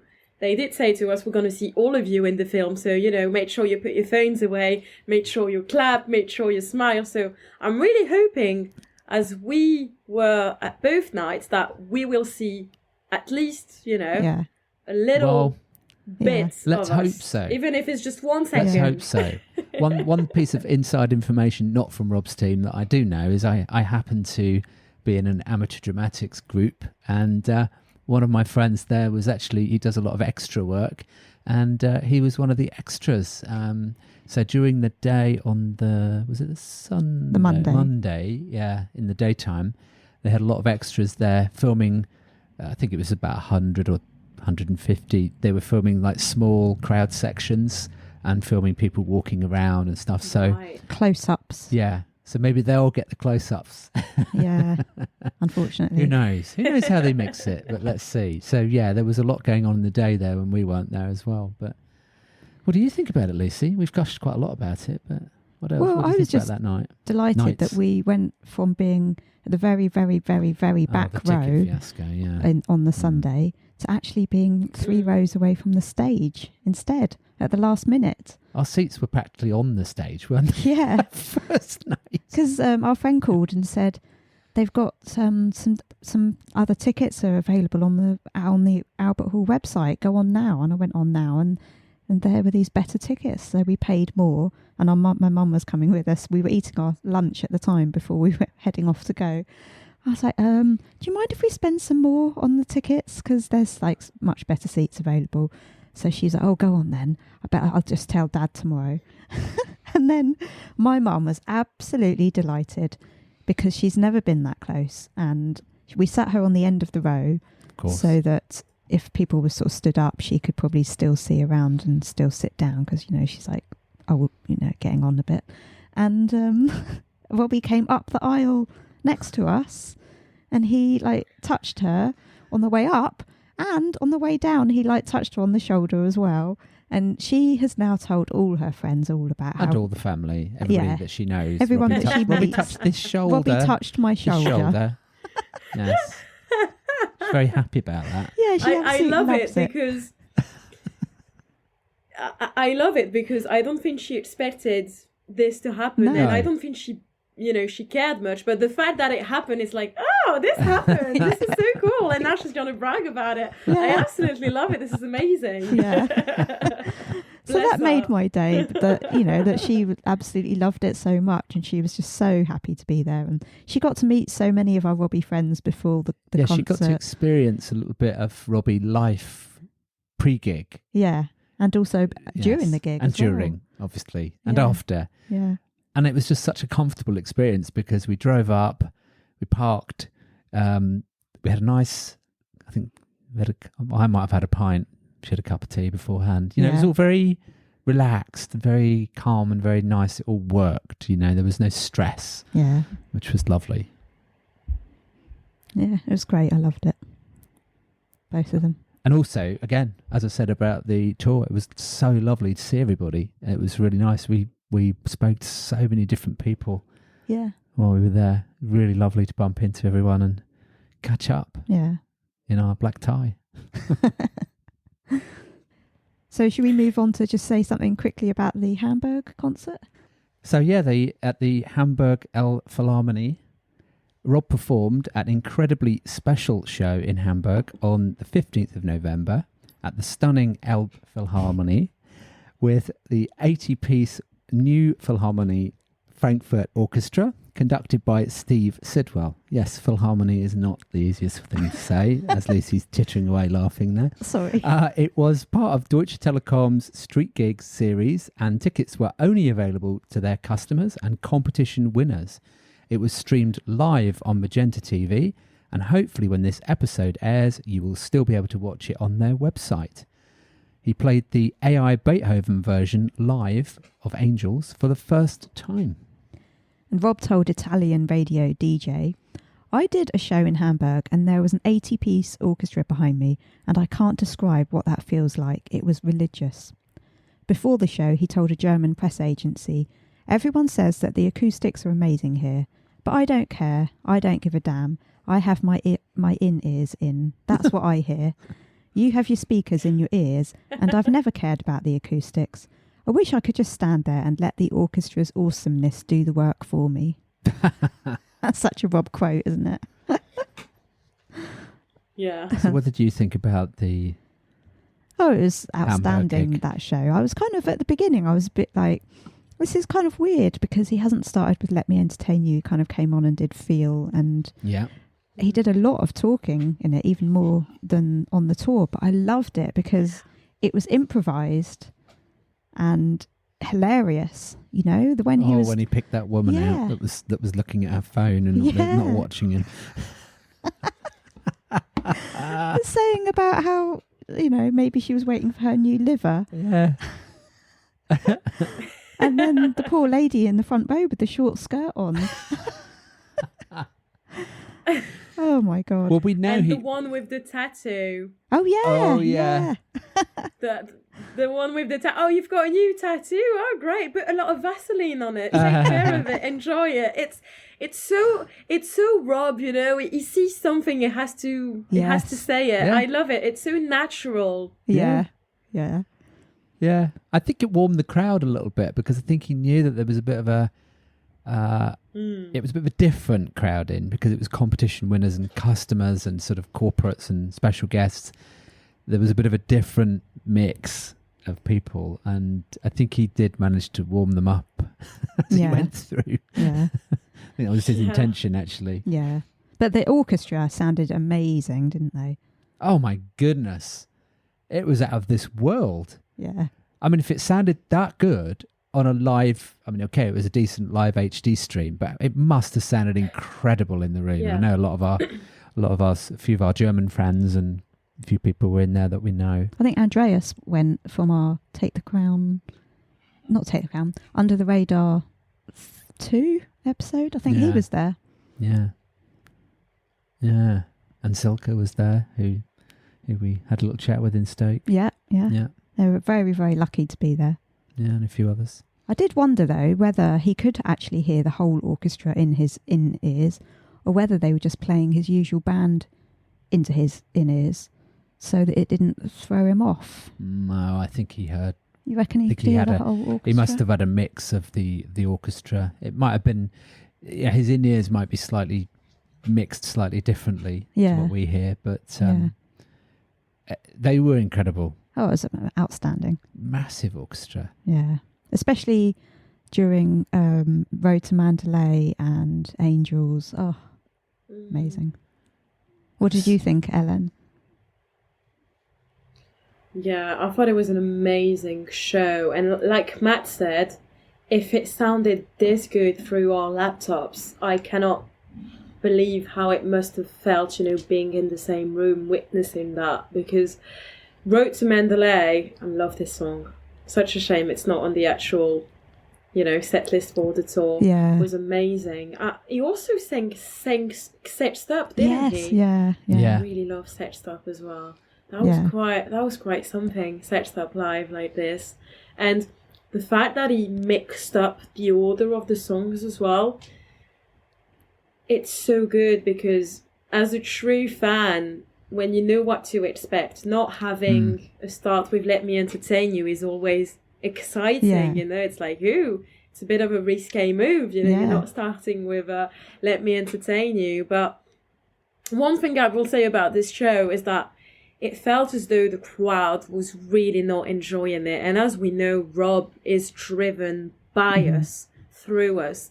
And such a lovely show without the crowd really enjoying it, I thought it was a bit of a shame, because the orchestra, there were so many of them. It was marvellous. And I hope it will do more shows like this in the UK, hopefully. Yeah. But it was a really, really great show. And even the Angels, when he sang Angels, I don't know. I mean, we've heard it so many times, but that particular version with the orchestra, I thought it was beautiful. Yeah. Really, it's breathtaking. If I'd been there, I think I would have been, just speechless. I usually sing along, but I don't think I would have. No, yeah, it's true. Yeah. It's you're right about doing more like that. I know that the orchestra costs an absolute fortune, so maybe he won't do one quite on that scale, unless Deutsche Telekom pays for it. But I said to Lucy at the time, it's a shame because there was no special in the UK, and I was hoping for like some form of Christmas special, 25 mixed with a bit of Christmas with the orchestra on a TV show would have worked really, really, really well. But obviously that wasn't to be. I think with other things that they had going on, probably didn't work scheduling wise, but that would have been a lovely thing to happen. But I do understand what you mean, Helen, about the audience. I think he managed to warm them up partway through, because they actually stood up at one point and started dancing. Yeah, during Millennium. Was it Millennium? Which then said, I better put this in the set list. Millennium. And he was like, shit. Not his favourite.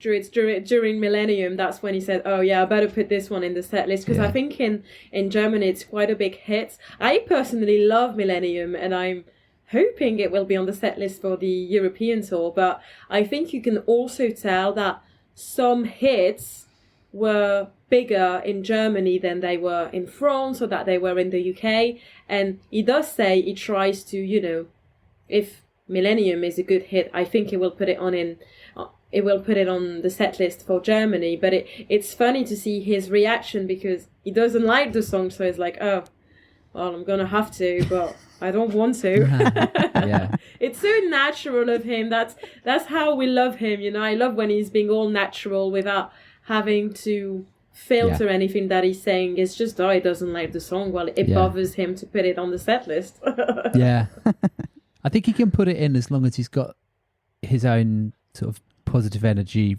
flowing either side of it. Like he can deal with it.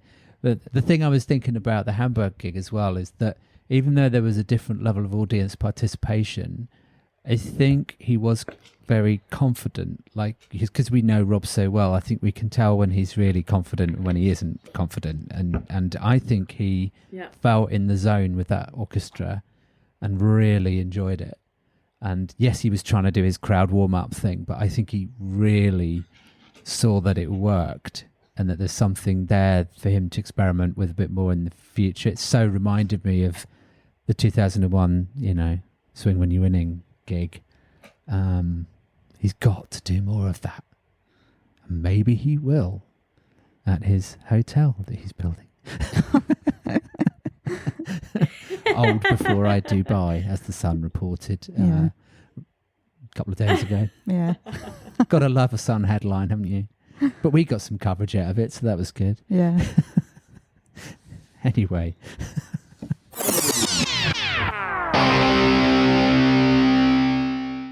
So, just before we wrap up this episode, make sure you subscribe to the podcast so you don't miss out. And also, Lucy and I would really appreciate it if you can leave us a star rating. You can do this on both Apple and Spotify podcasts. We would also love it if you could write us a short review, and you can do this on Apple. Don't forget, you can check out our episode notes for each episode and links to all tracks and videos at robbiewilliamsrewind.com. You can also email us at email@robbiewilliamsrewind.com. Please also follow and chat on our social channels. It's at RewindRobbie on Twitter, Instagram and TikTok. And you can also like and follow our Facebook page, Robbie Williams Rewind. And before we return to this episode, you might also consider sending us one of your own Robbie stories for the show. Just record a short audio clip on your phone and email it to us. Please check the website for more details. Thank you.